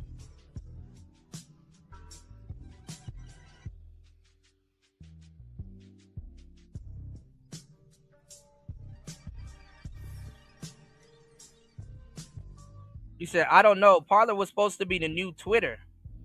Yeah, it was supposed to be. It was supposed to be a big thing. I don't remember a time since 2020 where I have not gotten a payout for at least 6 figures on YouTube. But the difference, and those that know me or those that know how many platforms that I run, you know I work my ass off. So if you're thinking that it's just going to come and it's just going to be like, oh man, this is going to be easy, I'm just going to start a YouTube channel, that's the end of it, you're wrong. Right. You're absolutely wrong. And I've done a masterclass on the Patreon. I'll do another masterclass. When I was on the Millionaire Morning Show, people was asking me, hey, you going to do another masterclass on the current climate and content creation and where you see things going? Because YouTube is about to evolve. It's going to evolve even more. And I will do one inside of the Patreon. Make sure y'all tap into the Patreon. Link is in the description. And get your tickets to come and see me December 14th in Detroit. Discount code Anton. And I'm going to put a link in the description to the woman that was talking the way she was talking. Because I always like to give credit to content creators. But when it comes to being, this content game, I don't miss. Look, I'm on season 4 on the Millionaire Morning Show, meaning that I've been having that rant for 4 years and it's evolved over a period of time. Monday through Friday, every single morning, I do a show. But I don't have and here's another reason why it's the final boss. Because I don't have, and I have, in the process of hiring even more people, I don't have a studio telling me what to do. We source, we figure out what we're going to talk about, we produce it ourselves, we come up with our own cameras. Right now, y'all know that my studio is being redesigned from 2.5 years ago when I first got in there and where I set things up. It has to evolve. You got to keep investing in yourself. You got to keep evolving. I know content creators that's just surviving on YouTube because they've been doing the same thing that they've been doing over the last, 8-9 years or 7-6 years before the pandemic. And that's not going to fly. It's not going, you're not going to be able to thrive in that environment. So what I am telling you is that what she's saying is accurate, is 100% real. TikTok is great for you guys. It's fun. I'm glad that y'all got something to do, and I'm glad that people are making money on it. I know that there are people that make significant money, but it takes significantly more followers for you to even crack the code. There's people on YouTube that year in and year out make over $1 million.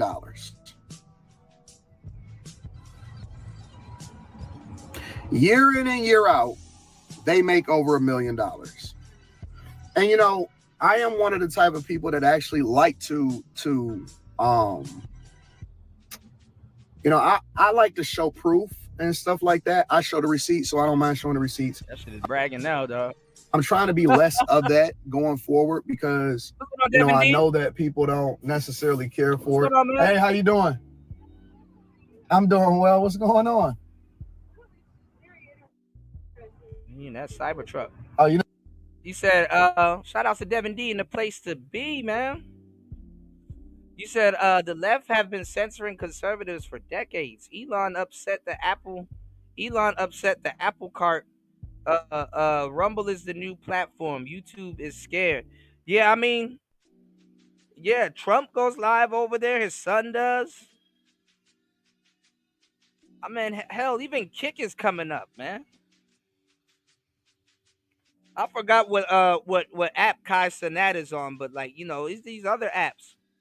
53 million people on Rumble, and they don't screw with you. 2 billion on Jesus Christ.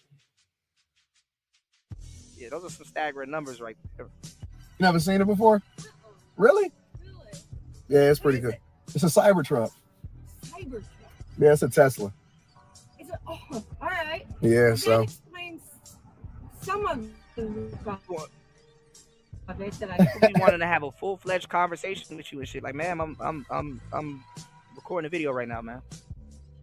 well, actually, this entire truck is stainless steel. No way. Yeah, and this right here, this white, this is a wrap. So I had this put on there. It's actually stainless steel, like. Yep. It's 100% stainless steel. Like a DeLorean. Yeah. It kind of looked like the outside would usually look like that when you first buy it. Shorty knows her cars and shit like that. What you know about the DeLorean, man? Kind of does look like a DeLorean. Wrap is good. Yeah, I like the wraps because you can change them whenever you want to, or you can go and get them changed or whatever. But yeah, it's pretty crazy. It's pretty polarizing. So you get, is it? Well, let's see. There wouldn't be gas mileage, but It's all electric, so I plug it up when I get home. do ya? Yep, it get about 300 miles. 300 miles on the charge. Mhm. That's not bad. Yeah, it's pretty cool. No, it's just really neat. I hadn't seen. Don't forget to charge your car. You want to get in it? Oh. It's up to you. I love you guys. I appreciate you. I'm gonna continue to talk to you guys later. That's one way to get the girl's hand on. But you married, man. He said YouTube won't give you access to the large part of their user base because politics. Absolutely. Hold on, y'all. All right, hold on, y'all. You said you won't catch me in an EV. I think, you know, I mean, I don't know. And you are too. You know your cars, and most of the guys here knows their cars. I think electric vehicles limit you though. Like, yeah, cars take gas. You know, cars take gas.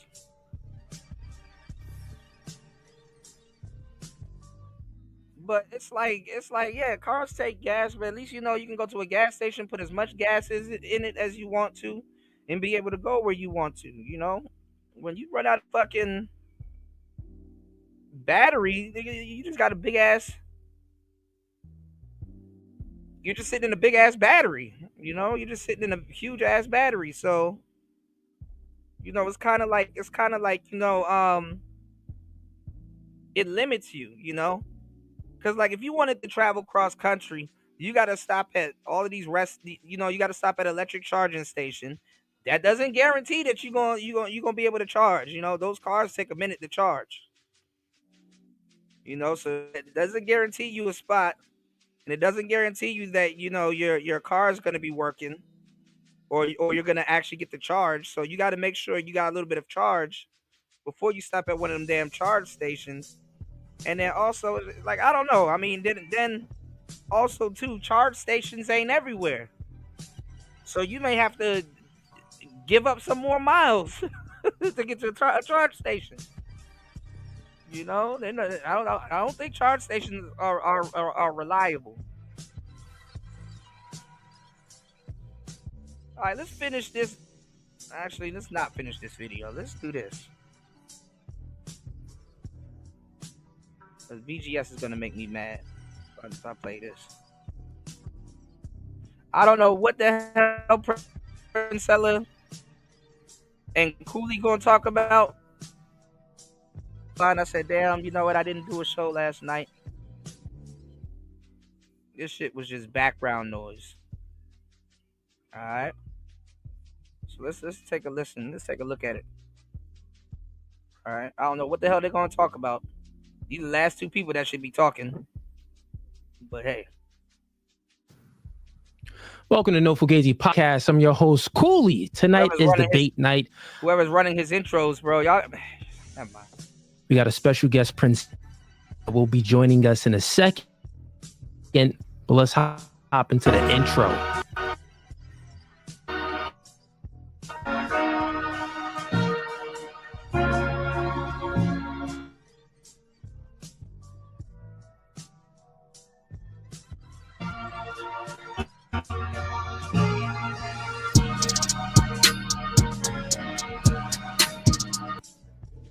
I told y'all these people gonna make him a bigger. They about to make him a bigger channel now.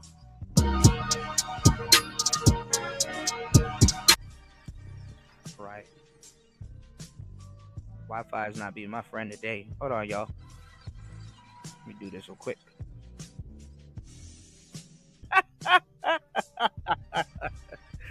They didn't think about everything when they were making that big ass battery.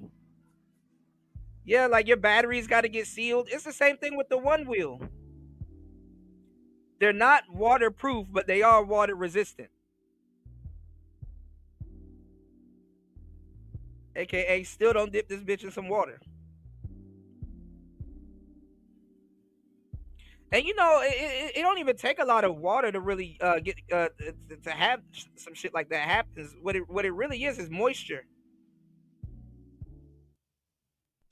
You know what it really is moisture.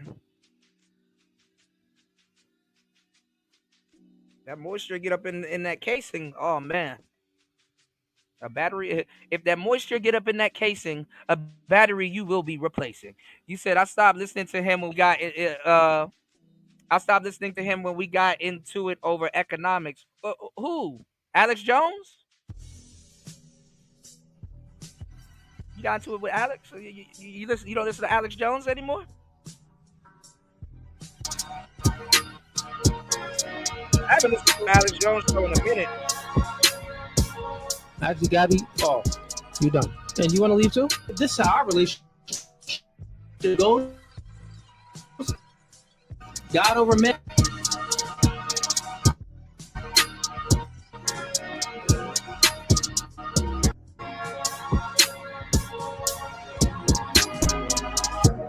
Let's go, y'all. All right, we are back, ladies and gents. So we are currently live on Facebook and YouTube. We're going to stay active on Facebook for maybe about, say, a half an hour until the conversation get a little hot, and then we're going to move everyone over from the Facebook stream on over to YouTube. Before we get started, we got a few links in the description.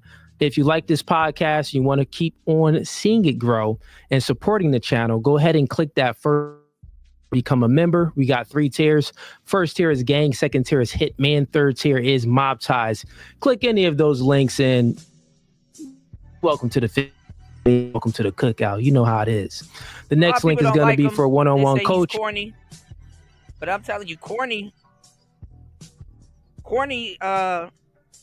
is good for marketing and sales. Oh, you said BGS? Yeah. I don't know, man. BGS be killing me these days, bro.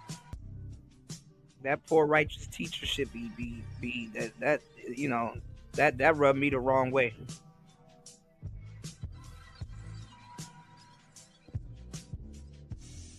Oh shit! Damn, Devin with the assist. God damn, he said BGS been a bitch. Damn, shit. Well, shit. Okay, god damn, that came out of nowhere. All right. Dating, relationships, couples coaching, masculinity, and marketing coaching. Click that link. I got you. The next link is going to be for the merch. Yo, we sold out 3 times already. Yeah. So the merch been going fast. The God over man, man over woman, woman over children t-shirts, and then the famous glasses that I always wear too, the Mr. Man glasses. Go ahead and cop the merch. We got the Discord in there as well. We got a lot of people that join the Discord, so go ahead and hop into the Discord if you want to stay up to date with all new things coming with myself and No Fugazi Podcast. Without further ado, let's go ahead and bring on up our. Yeah, I think I remember that era. It was like I don't know if it was during the pandemic or a little bit after the pandemic. I think it was before the pandemic. We had the debate with that fool talking about some of mics and men. It was the most goofiest debate. That he went out and bought like 3 microphones and still couldn't put that shit together. It was like Legos to him.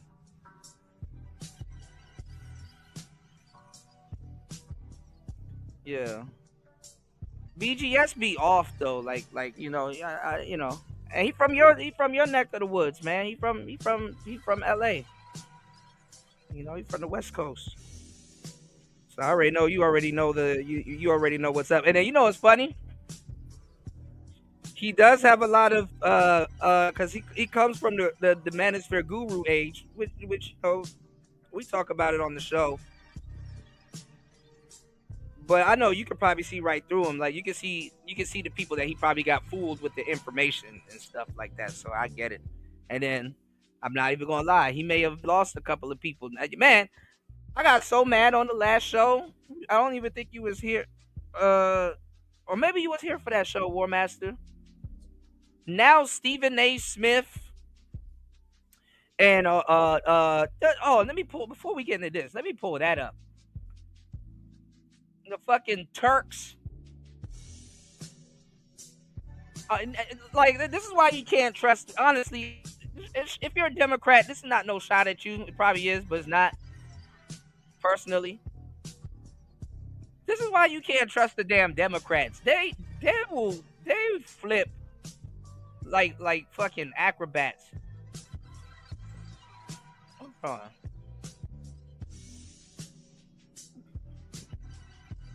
They don't even believe, and War Master said it, and it's true. He's like, I don't even know why people believe what the Democrats say. They don't even believe the shit that they say.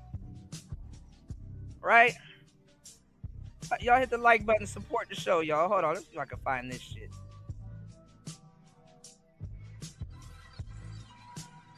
Hold on.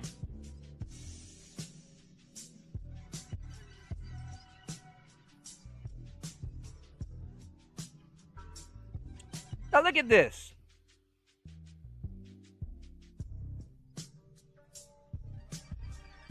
I saw this morning. I said, "Oh hell no." Gen Z men drifting right. The Dems are really screwing up with younger men. These people were Democrats the whole fucking election. The young men, and now all of a sudden, oh man, you know, and now all of a sudden they got so much to say about Kamala and all this other shit when they were really trying to spoon feed us Kamala the whole time. Stephen A. Smith coming out of nowhere, acting like man, these people were wrong the whole fucking election, bro. I think it's like the 7 stages of grief and shit like that. I think this is like the acceptance stage, but they're trying to double back and act like they weren't trying to force feed everybody Kamala on their channel and everywhere, you know? I'm more so of, look, notice how on the show, right, we talked about politics and I did a bunch of polls, but I never once told y'all who to vote for. You can listen to Player Talk Radio and know who I was kind of leaning towards, but never once have I said, hey man, you need to vote for this person. Now, if you express to me that you were voting for a certain person, yeah, I'd be like, yeah, you know, and I'd tell you what I think. I'm like, okay, well, if you vote for Trump, just know he can't stop nothing. He can only delay the inevitable. That's like probably the most you got out of me. Because like I said, I come from we used to have a time where voting and who you were voting for, it was a big thing. And people could tell who you may have voted for, but you don't tell people who to vote for, and people who they were voting for, they kept it discreet. You'll see when the results come out, and still then you probably don't even know who that person voted for, unless they just automatically outright said that they voted for this person. But it used to be insulting back in the days for somebody to tell you who to vote for. It's like, yeah, you know what? Your political views ain't shit. We done the work for you. Vote for this person. It used to be insulting at a certain time to tell somebody who to vote for, because you're assuming that they don't know certain information, or it's like, damn. It's like taking away their voice.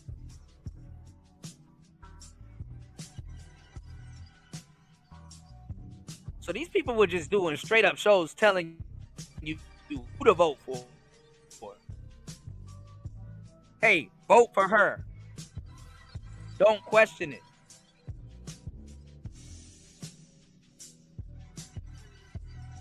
So So it wasn't Kamala that was irritating me or nothing like that. It was real some of the, with some of the people that y'all had to, that we covered and some of the stuff that we listened to. And it's like, damn, okay. So why are all the peoples that was force feeding her down your throat now all of a sudden saying she was horrible and all kinds of stuff when they would have fought your ass for she was bad and saying that you're dumb and had Trump derangement syndrome and insult and all kinds of shit. And then on top of that, saying you're not smart enough to vote for the right. Why y'all talking shit about her now? That's fucking crazy. That I have been talking to in particular, they don't hate Kamala Harris. They actually like her in certain ways. They just say they think the world was better and safer under Donald Trump. The economy was healthier. One thing that keeps coming up too, that you don't hear a lot about in the national media, Dana, is a lot of men are worried about global conflict because they are of draft age. That comes up over and over and over again in conversations that I've been having over the last few weeks. It's really important for the Democratic Party to wake up to why they lost so much support among young male voters. And no, it really doesn't have much to do with the fact that we don't have a left-wing Joe. And now they're going. Now the conversation that they were supposed to be having with black men, now they're having it with the white men, the white kids, because the white kids recently, not even the white kids, like how do I want to say this?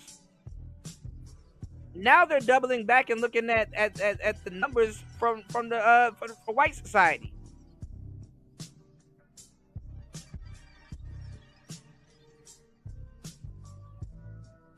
Black people already figured out. It's like, okay, so y'all niggas is still on the Kool-Aid because 80% of y'all voted for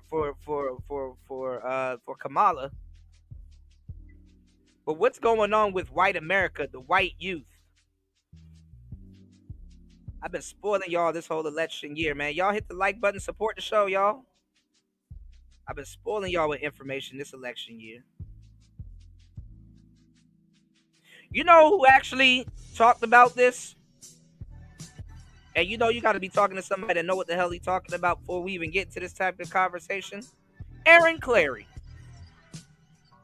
Aaron Clary. He talked about one of the dangers, or the biggest danger, of men stepping away from dating and relationships and family and stuff like that, because a lot of men that would have had purpose, like that's a big thing, whether men are going to use it or not, to take away the option that he may not have a wife and kids, to take away the option that he might get divorced, raw paid, stuff that we've been talking about. Because you take an option off the table for men, which is driven by purpose. Driven by purpose. One of the worst things you can do is take away purpose from people that are trying to jump off the porch. So those young white boys that really want to do something with their lives or have families and stuff like that, when you take that option off the table for them, they don't care about going to fucking work. Work for what? They don't care about starting a family like that. Why? Their purpose is tampered with. Should I really achieve? I'm just gonna get divorced, raw paid anyway. Some of these people ain't, some of these people know how big of a simp they are. So a lot of these niggas, their purpose is off the table. A lot of these dudes will know they will lose all of their shit. It just takes that one girl show up, or it takes, or they just get seduced and reduced by the lady at the finish line. So a lot of them, the purpose-driven thing is not really their cup of tea, man. When you take purpose off the table for a lot of, for a lot of young men, and it's not just the incels, it's the ones that could actually get some shit done also. That's another thing that fuck you up. You could actually pull it off to be a victim. What's going on, JC? What's going on, man? Yeah, I'm still here, man. He said Kuda needs to spoil himself with some Xbox Yeah, I need to get back on the video game, man. I'm nursing these wounds. What's going on, Kite? Americans will not accept poverty willingly. They will, but they absolutely won't. You're right. Low information voters vote for Democrats. Right. You said I couldn't watch the Turks when I first got on the internet. Man, they flip flop too much. You said the left can force men to do anything. Shame doesn't really work on us. Maybe it works on Do-Rag Dude. High key it does. You probably even got to go back down the YouTube rabbit hole. Do-Rag Dude was probably telling y'all to vote for Mama. Vote for Mama. Trump racist, y'all. Vote for Mama. Trump racist, y'all. Rogan. We actually did have a left-wing Joe Rogan. His name was Joe Rogan, and then he was pushed away by the left. But anyway, in October, Peter Hamby, the gentleman you just heard from, spoke to college-aged voters and actually found that many of them were really concerned. Y'all hit the like button. Y'all support the show. It's Player Talk Radio. We in the building. That Kite said the world is very unstable right now, Kuda. All nations are at war. What are we going to do, man? Mind our fucking business.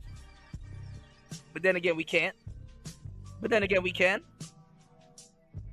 But then again, we can't. But then again, we can't. You know. You know, even with Trump being in office and people thinking that he's a dumbass. You know, it's like you still gotta put a premium on your presence as a man. You know what I'm saying? As men, we have presence and stuff like that. So never underestimate your presence as a man. Our foreign policy was quickly leading us to World War III, and they were terrified that if that happens, they might get drafted, and they didn't want that. And guess who they blamed for policy that were inching closer and closer? Trump. And the funny part is that Biden actually put us into fucking quote unquote World War III. It's taking a sticker off the missiles and sending them people that weapon, those weapons and shit. Biden was pushing us towards World War III.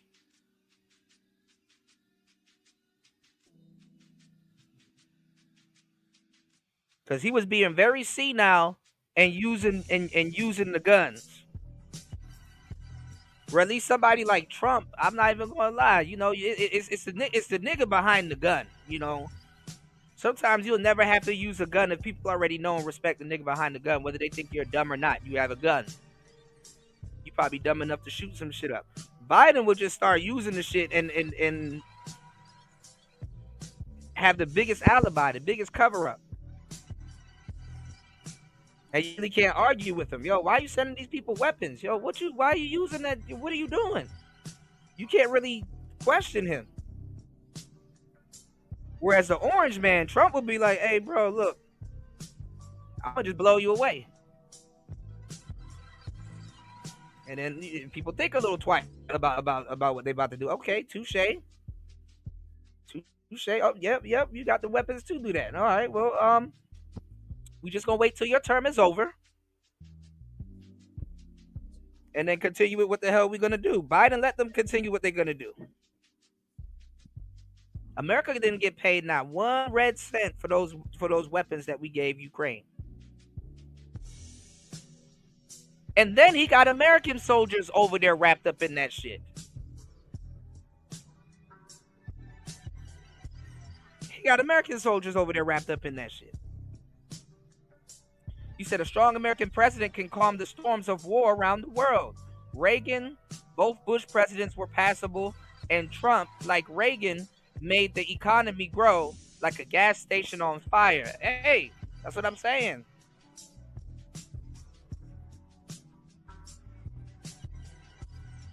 And then it's bad. I mean, the fucked up part is that a lot of people look at Americans at like they look at Trump as the quintessential American. Oh, rich guy, crazy, patriotic. Because if you want to talk about what America is losing its patriotism. Even Kamala had to try to run some halfway "Make America Great Again" scheme. The whole "Make America Great Again" thing is just a sign of patriotism. It's not really a Trump slogan.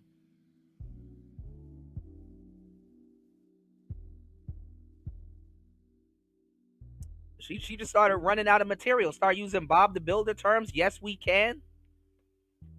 Every time, I don't know, for some reason in my head, when I hear somebody say "yes, we can," the evil version of me goes, something evil goes off in my head that says, why didn't we? Why we didn't? Why does it? The Democrats are in office right now. What can we do that we aren't doing right now?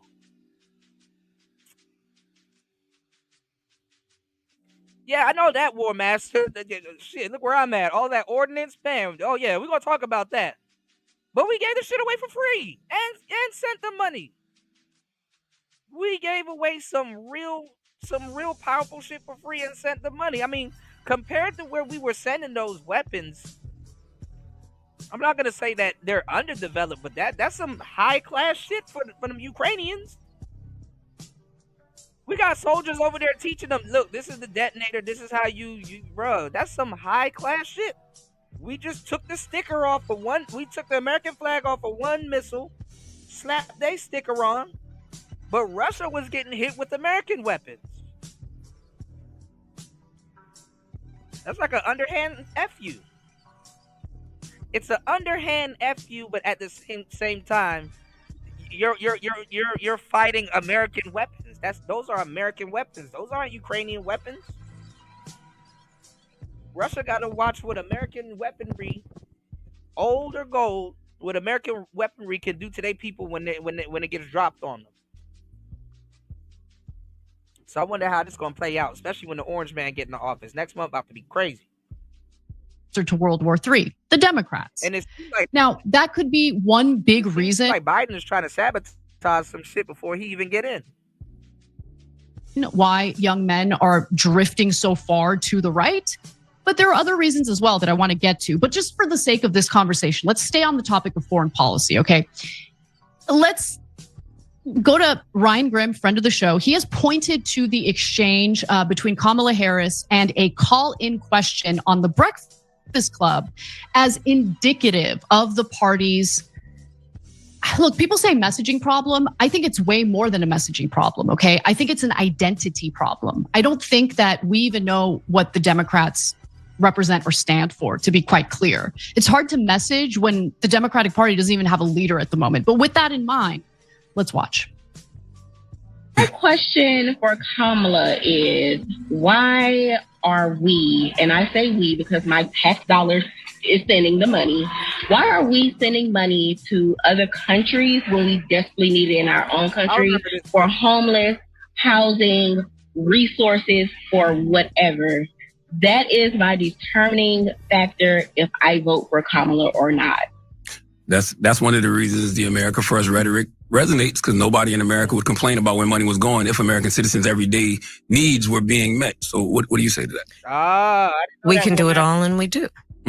So first of all, we can do it all. I maintain very strongly America should never pull ourselves away from our responsibility as a world leader.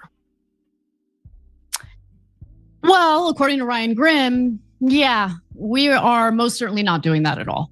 Take a look. Now, when liberals see America first, they read it as xenophobic and anti-immigrant, but Trump's supporters scan it as a promise not to waste money on wars and nation building while our own country crumbles. But the critique in that slogan, and expressed by that Charlemagne caller, makes an emotional link between issues that are treated as disparate and distinct by political operatives. The jarring price swings at the grocery store and at the pump, combined with the out-of-control wars and the surge of migrants at the border, combined to produce a visceral sense that our leaders in Washington were sacrificing the needs of regular people here in the United States. People's sense that the economy was being handled poorly by Biden was colored by the chaos overseas, and his rapt attention to Ukraine and Israel left little room for confidence that he cared what was going on back here. By pretending that the US could do it all, but then only delivering on the foreign wars, Democrats set up ordinary people to view it as a zero-sum competition. That is exactly right. I thought that analysis by Ryan Grimm was spot on. And it's not just the resources that are being shelled out for foreign wars. It's also, according to Peter Hamby, the very real fear that young men are feeling that eventually, if things keep going in the direction they're going in, they might get drafted. We might bring the draft. I'm not even gonna lie. I mean, you can't blame Americans for feeling that way. I mean, niggas got they in Florida. Niggas' house done blew down the street, and she said $750. It's like your whole investment blew down the street. Bitch, help. That shit got swept under the rug real quick. $750. But we sending over $725 million to them? Oh, hell no. What are they sending us?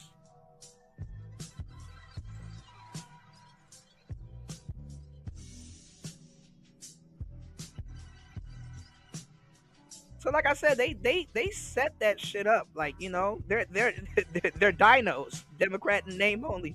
They're surrendering Democrats or whatever. They're surrendering people over to Republicans, and I'm seeing a lot of Republicans like, oh hell, we don't need y'all over here. And then that shit was crazy. Nobody's talking about this. Gay people didn't even vote for Kamala. I was like, damn. A lot of gay dudes swung voted.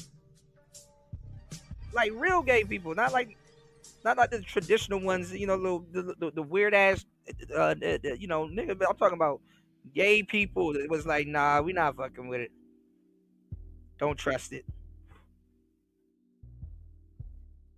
That's crazy when happy people ain't voting for you. And the fucked up part is that 80% of black men voted for Kamala. But the gay black, even the gay black men woke up and was like, oh, hell no. Yeah, we'll take Trump. Shit, gay people got money anyway. So, you know, that shit was a win-win either way.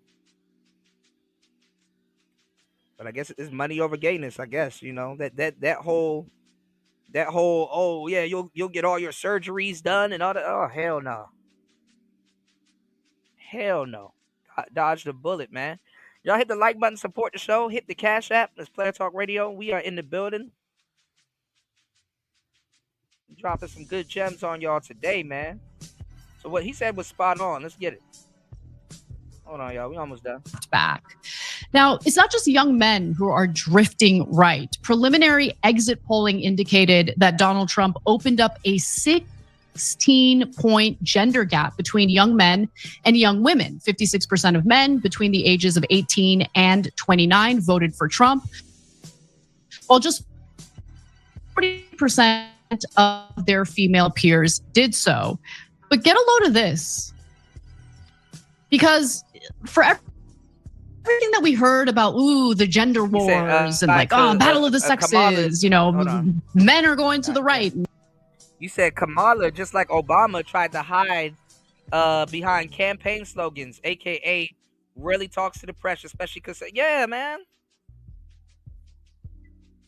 A lot of people were saying that, though, that Kamala is like Obama part 2, but worse. You know? I don't think she could have handled the pressure of being no goddamn president, man. Like, it was.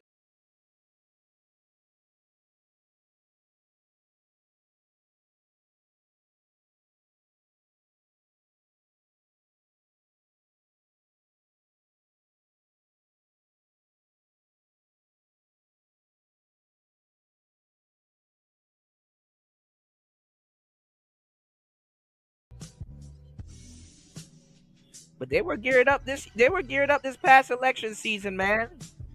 Had all these women talking about politics.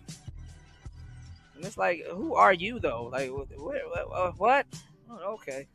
You got one right here. Women are going to the left. What's that lady's name a minute ago? And they canceled her. I forgot. What was that blonde girl? She was a bimbo though. She was a blonde-haired girl. What was her name? Damn. I just randomly remembered her. What was her name? And she used to do the politics and stuff like that, and they got rid of her. White girl. She was kind of cute, but she was a dummy. What the hell was that girl's name? And she had a YouTube channel and everything, and then she just disappeared. Ah, yeah, Tommy Lauren. Yeah, he said Tommy Lauren. Yeah, Tommy Lauren. Yeah. Damn, what happened to her? She should have been on Fresh and Fit. I would watch that episode. What happened to Tommy Lauren? They did her dirty after a while. Like, god damn. All right. This election, Trump actually managed to increase his support among women. Trump managed to improve on his 2020 performance among young women, despite that gap. In 2020, what's going on, young 33% of young women vote for him. You said she's on Rumble. She's on Rumble doing shows with Tommy. Oh shit. Oh. Tommy Lauren was fake, a phony, and a fraud. Yeah, like a lot of shit. I forgot exactly what happened with her, but yeah, they got her ass up out of here quick. And this time around, it was 40%. So he increased his support among young women by 7 points. Yeah, now the gender gap is huge. That's because Kamala kept playing with the heart of women, talking about abortion and all kinds of shit. Huge, of course, but Trump's proved with these young women, and the big question is why? Well, Mary Lee Bliss, who's the chief content officer at youth research firm YPulse, looked at economy as the main reason why young voters were essentially shifting to the right. She says that our data indicates the economy is the impetus for the change. There was no question for us that the economy and how they were feeling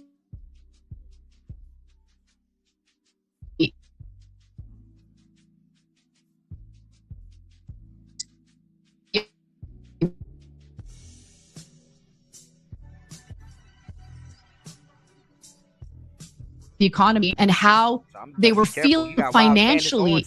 Candace Owens running around out here, man. In the months and even weeks before the election really were going to determine who they were voting for. Y'all hit the like button, support the show. That's true, Xavier. Happy holidays, everybody. God damn, hold on. All right, this thing is acting funny when I share the channel.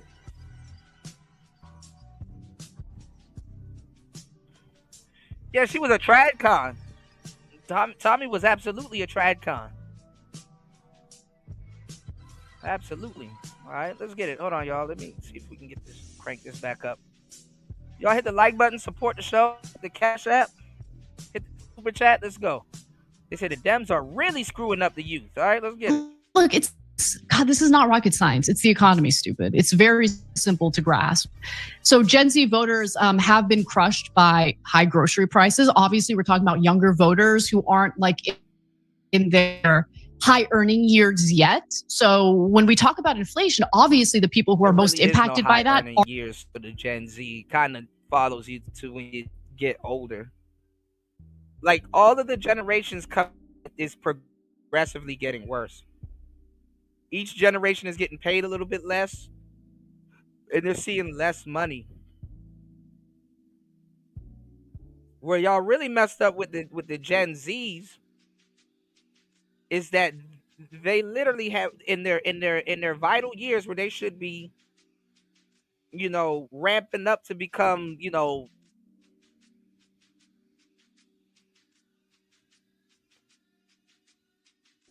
functioning young adults of society.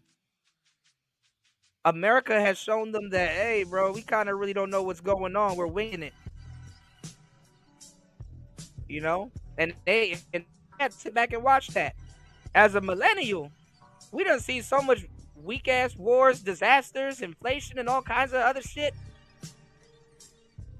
We know the people at the top are winging it and don't know what's going on. And that's why I was telling you guys that You have to build the morale back up to the American people. They got y'all. Fuck the millennials. Fuck the Z's. The Gen X's already know what's up. But what I'm telling you is that you gotta instill patriotism back in the American people, man.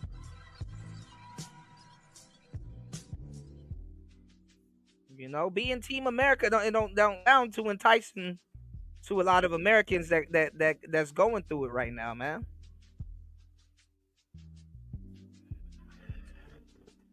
So it's like you gotta drum up that patriotism back into your people and shit like that. Kamala was trying to seduce you with work.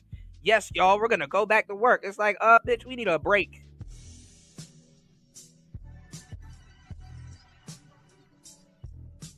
Americans are fucking tired. Like, the fuck work. I mean, it's gonna happen regardless, but damn, that's like, let it be.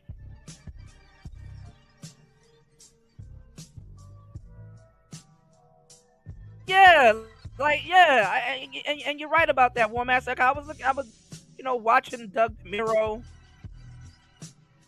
and it's crazy, like how he broke down how much a car would have been, a specific car that's an iconic car now, how much it would have been back in the day, and that shit is ridiculous.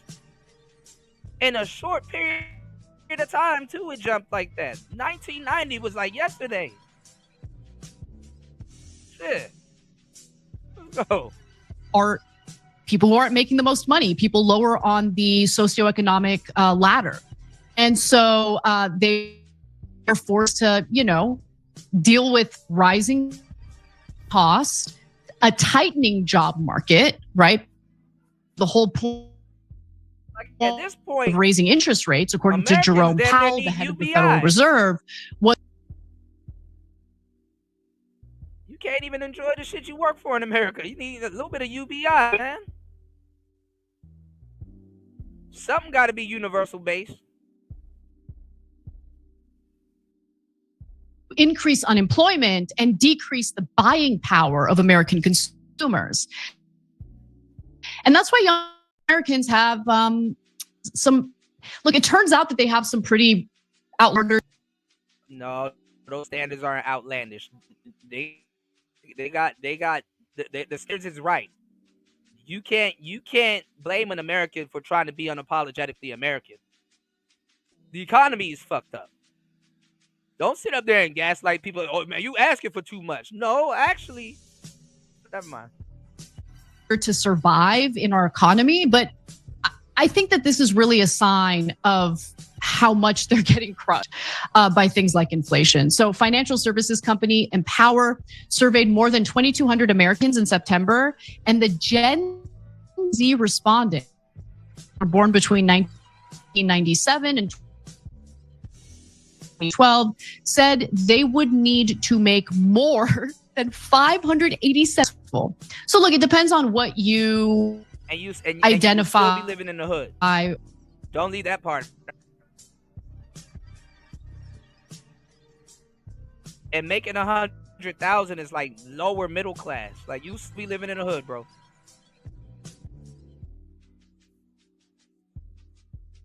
Or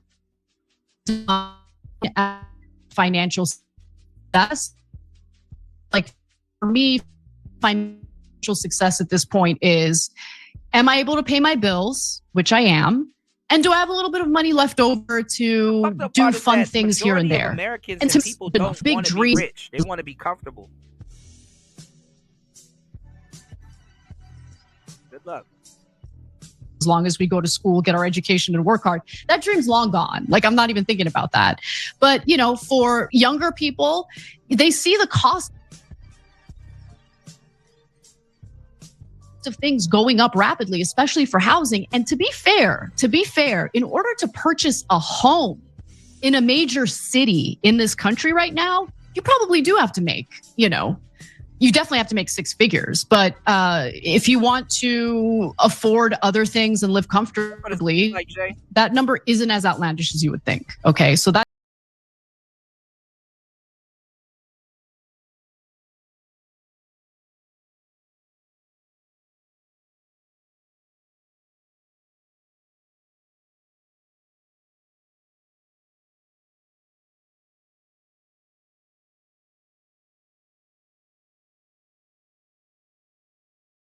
compared to others around them. The majority think prosperity is harder to achieve for their generation, which factors into the magic number people attach to their success. And I think that's absolutely right. And remember, one of the main avenues in which working class Americans were able to build. Imagine hitting a bunch of people with inflation, but you've never taught them how to be financially like the average American has to go out of their way to go learn financial literacy. So imagine hitting that's like doing a spelling bee for like people that you know damn well are illiterate. Like the average American in financial is allergic to financial literacy. Like we still got to double back and learn financial literacy. So imagine hitting people with inflation that don't understand financial literacy. And then pulling a big comfy couch on them, talk about who made this mess. Well, was through purchasing a home. Crazy. And when you take that one avenue away from them by not addressing the very real housing crisis that we have in this country. Get the likes up, support the shows, Player Talk Radio. Definitely show your support for the show by hitting the Cash App or the Super Chat. Shout outs to everybody here. Happy holidays. Let's get back into it. We're going to get into this Cooley thing real quick for a little bit. Might have to do a second show on that. God damn. Time just went by. Obviously, there's going to be a lot of resentment, a lot of anger, and a lot of fear, about what the future is going to look like for these. War Master. If you pay $300,000 for a house, you're gonna pay over $1 million. Because remember, you got to spend time. Shit. Make sure that the lawn is kept up. Make sure the roof is on, make sure the roof don't get blown away.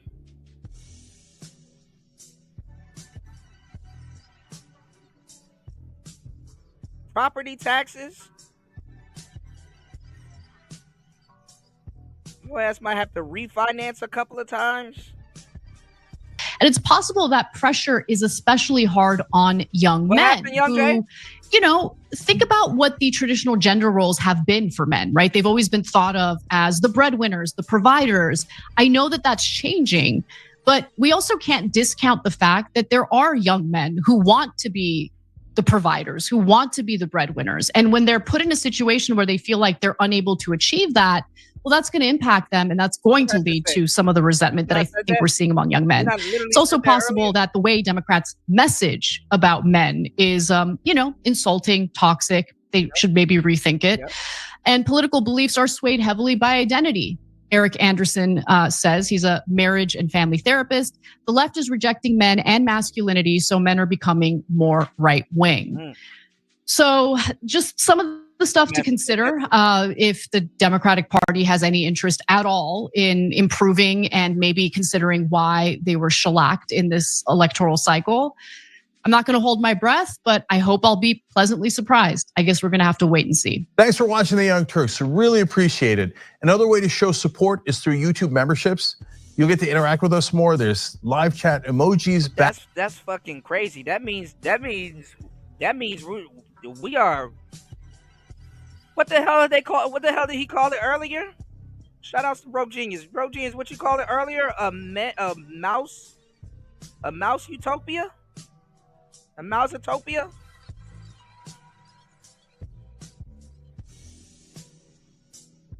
Now I'm going to talk about the Black Dystopian Project. Because if this is the case, and everybody else in America is fucking smart, then why the hell was 80% of our goofy asses voting for Kamala? We're in danger.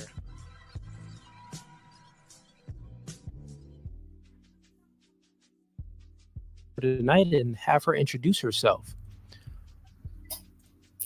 Welcome to No Fugazi Podcast. State your name, where you from? I'm Princella, the Queen Maker. I'm out here in Houston, Texas. All right, Princella, the Queen Maker, out here in Houston, Texas. So Princella reached out to my team and was like, hey, I want to do a show. I'm like, okay, well, I do debate nights on Wednesdays, and I do, the girl shows on Fridays. Let's do a debate. So we got it. We made it happen. Okay, Princella, let's get a little bit of your background. What do you do? Anything you want the audience to know about yourself, you can go ahead and, speak about your background now. Oh, yeah, sure. Well, I'm a life coach, women's empowerment, and I'm the author of a book called 41 Shades of Men, The Pursuit to Subdue and Use You. Also, Love, Men, and Manipulation Decoded Workshop. So I have a background in biology, psychology, human behavior, and things of that sort. And so I teach through those mechanisms. Okay, cool. And you said, so you have a background in, you said biology? Yes. Okay. And you have your degree in that? Nope. No degree. Have you ever worked in any fields with practicing in any biology or anything, or no? No, just the labs at school. However, just the labs at school. Yeah, okay. my main focus is psychology. So given psychology background mainly, I've been in sales, top sales in every industry I've ever sold in. So on top of that, human behavior. So I've been analyzing that for about 25 years. So no, I don't need a degree for that. I put in over 10,000 hours in each one of these subjects. So I think I'm pretty good to go. Okay, fair enough. I just wanted to know exactly what you did, since you stated that you are a specialist in biology and psychology. I want to know if you had any degrees and stuff like that. Mm-hmm. Okay, cool. So the topic for today, everyone that's watching, is going to be patriarchy versus matriarchy, and what is best for society, which is a net negative or net positive for society. And Princella, I'm going to go ahead and leave it to you. I believe that you will be on the side of defending the matriarchy. So go ahead and if you want to go ahead and give an opening, now's your time. Well, that's an actual incorrect assumption, because I believe that there needs to be a combination of the two. The reason for that is because male and female have both different natures. And a male has to be in a patriarchal setup because that is what his biology is designed to be under. However, in order to facilitate growth and sustainability for the planet, an egalitarian system is much more conducive for the planet, society, and communities.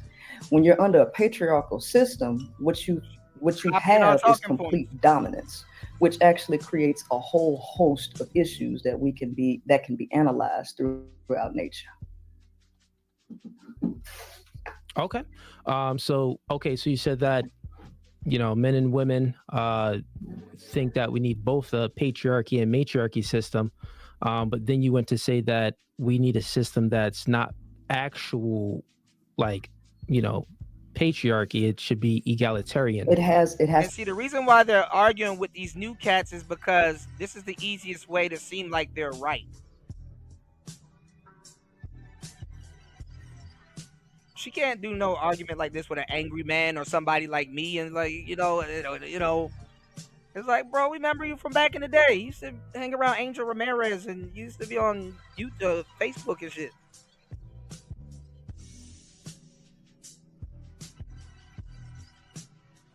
And the funny thing is that she's going back to regurgitating the shit that her man would have told her. I'm talking about the child, her child's father. She's like low key swinging back around to the Hotep shit.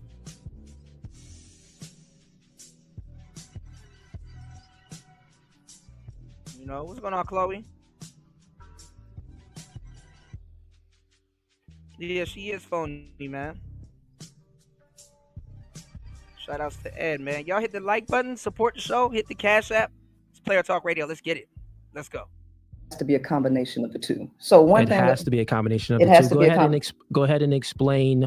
So I got a question for you. So egalitarianism, I mean, the communists tried that and it failed.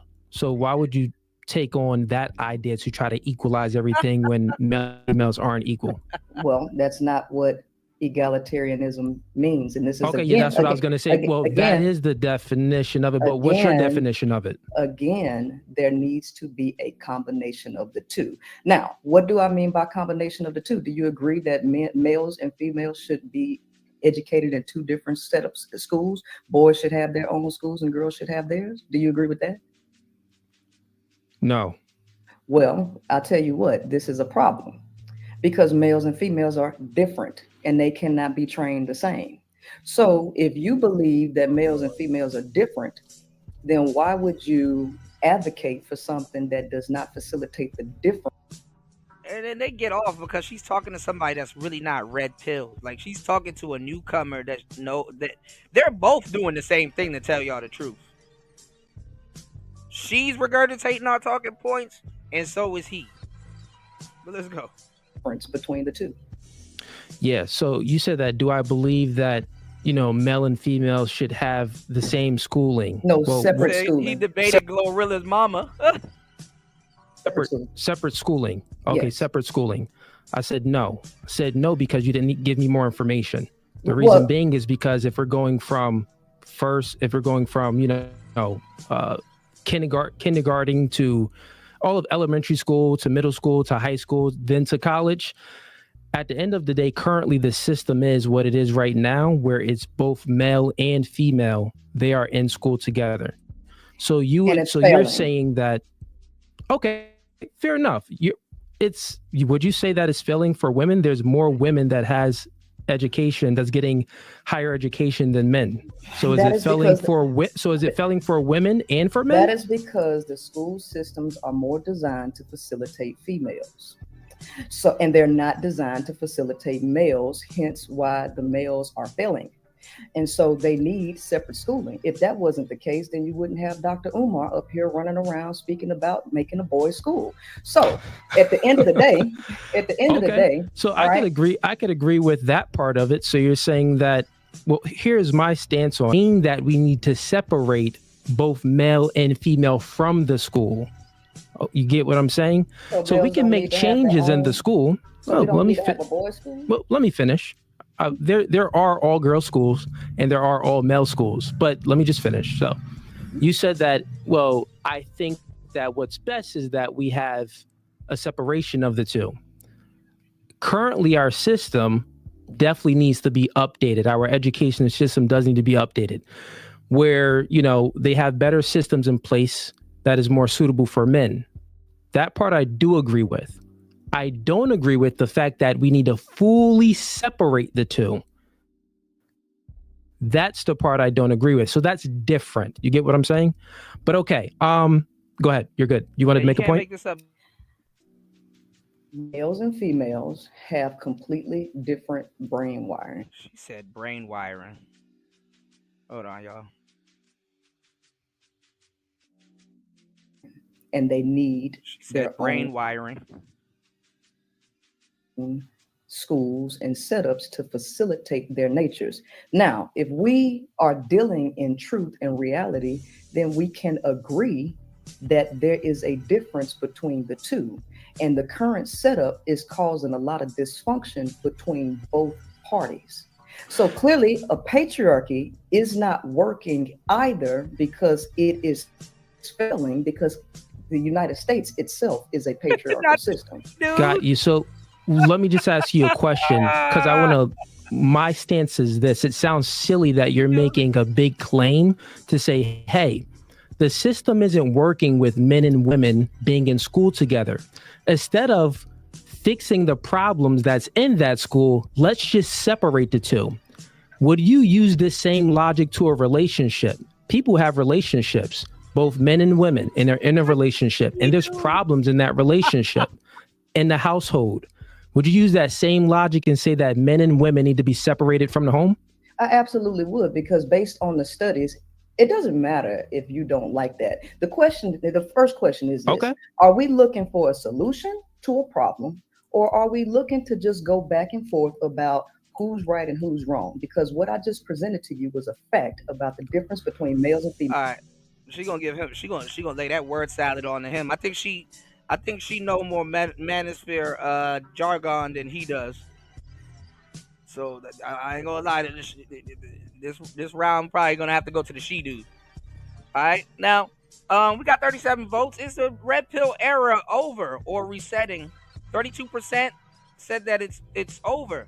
38% majority said it's resetting. 11% said both, and 19 said it got dumb and plagiarized. We're gonna end that poll right there, and we're gonna start a new poll. Who's winning? The she dude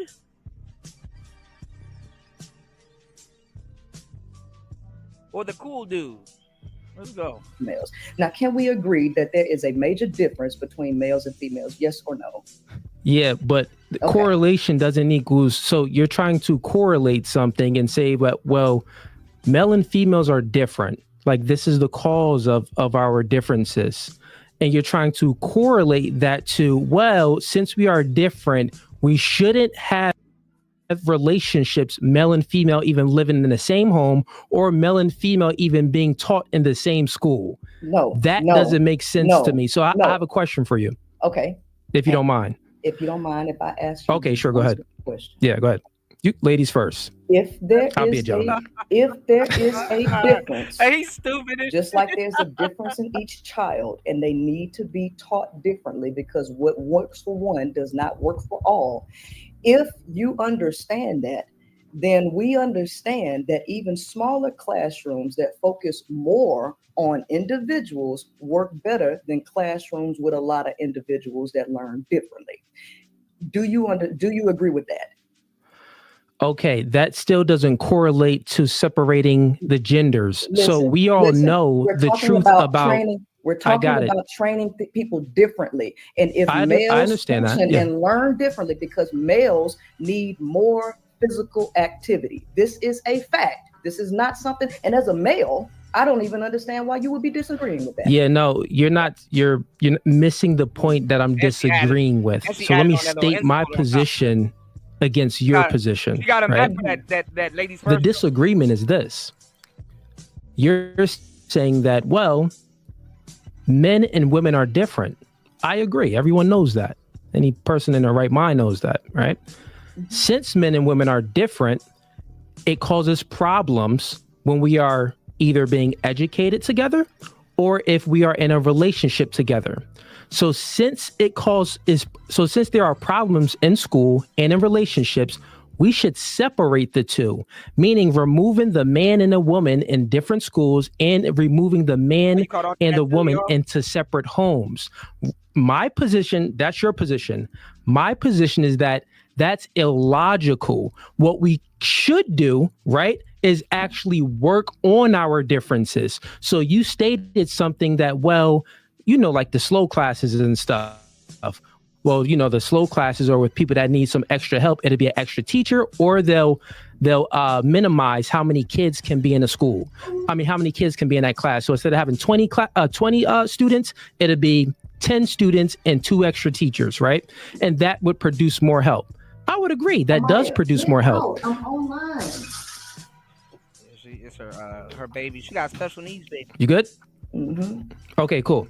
I would agree. That does produce more help. But you still wouldn't have to separate the genders to get that done. You can still keep the genders in the same school to get that done. You get what I'm saying? So let's say if there's currently how it is now, males and females are in school together. Let's say if the boys are behind because of they need some, we got more testosterone, so we need a longer gym, or we need, certain different games in a classroom to keep us focused, whatever it may be. I'm not a teacher or anything, right? But let's say if there's something that we need currently in society, which I do agree with, since there are more women, graduating college than there are men, obviously it does need, the education system does need some change. I'm just saying that it doesn't need the change that you're speaking about, the change of completely separating the genders. We can still do it in the same school, but just change up the systems that we currently have. Does that make sense?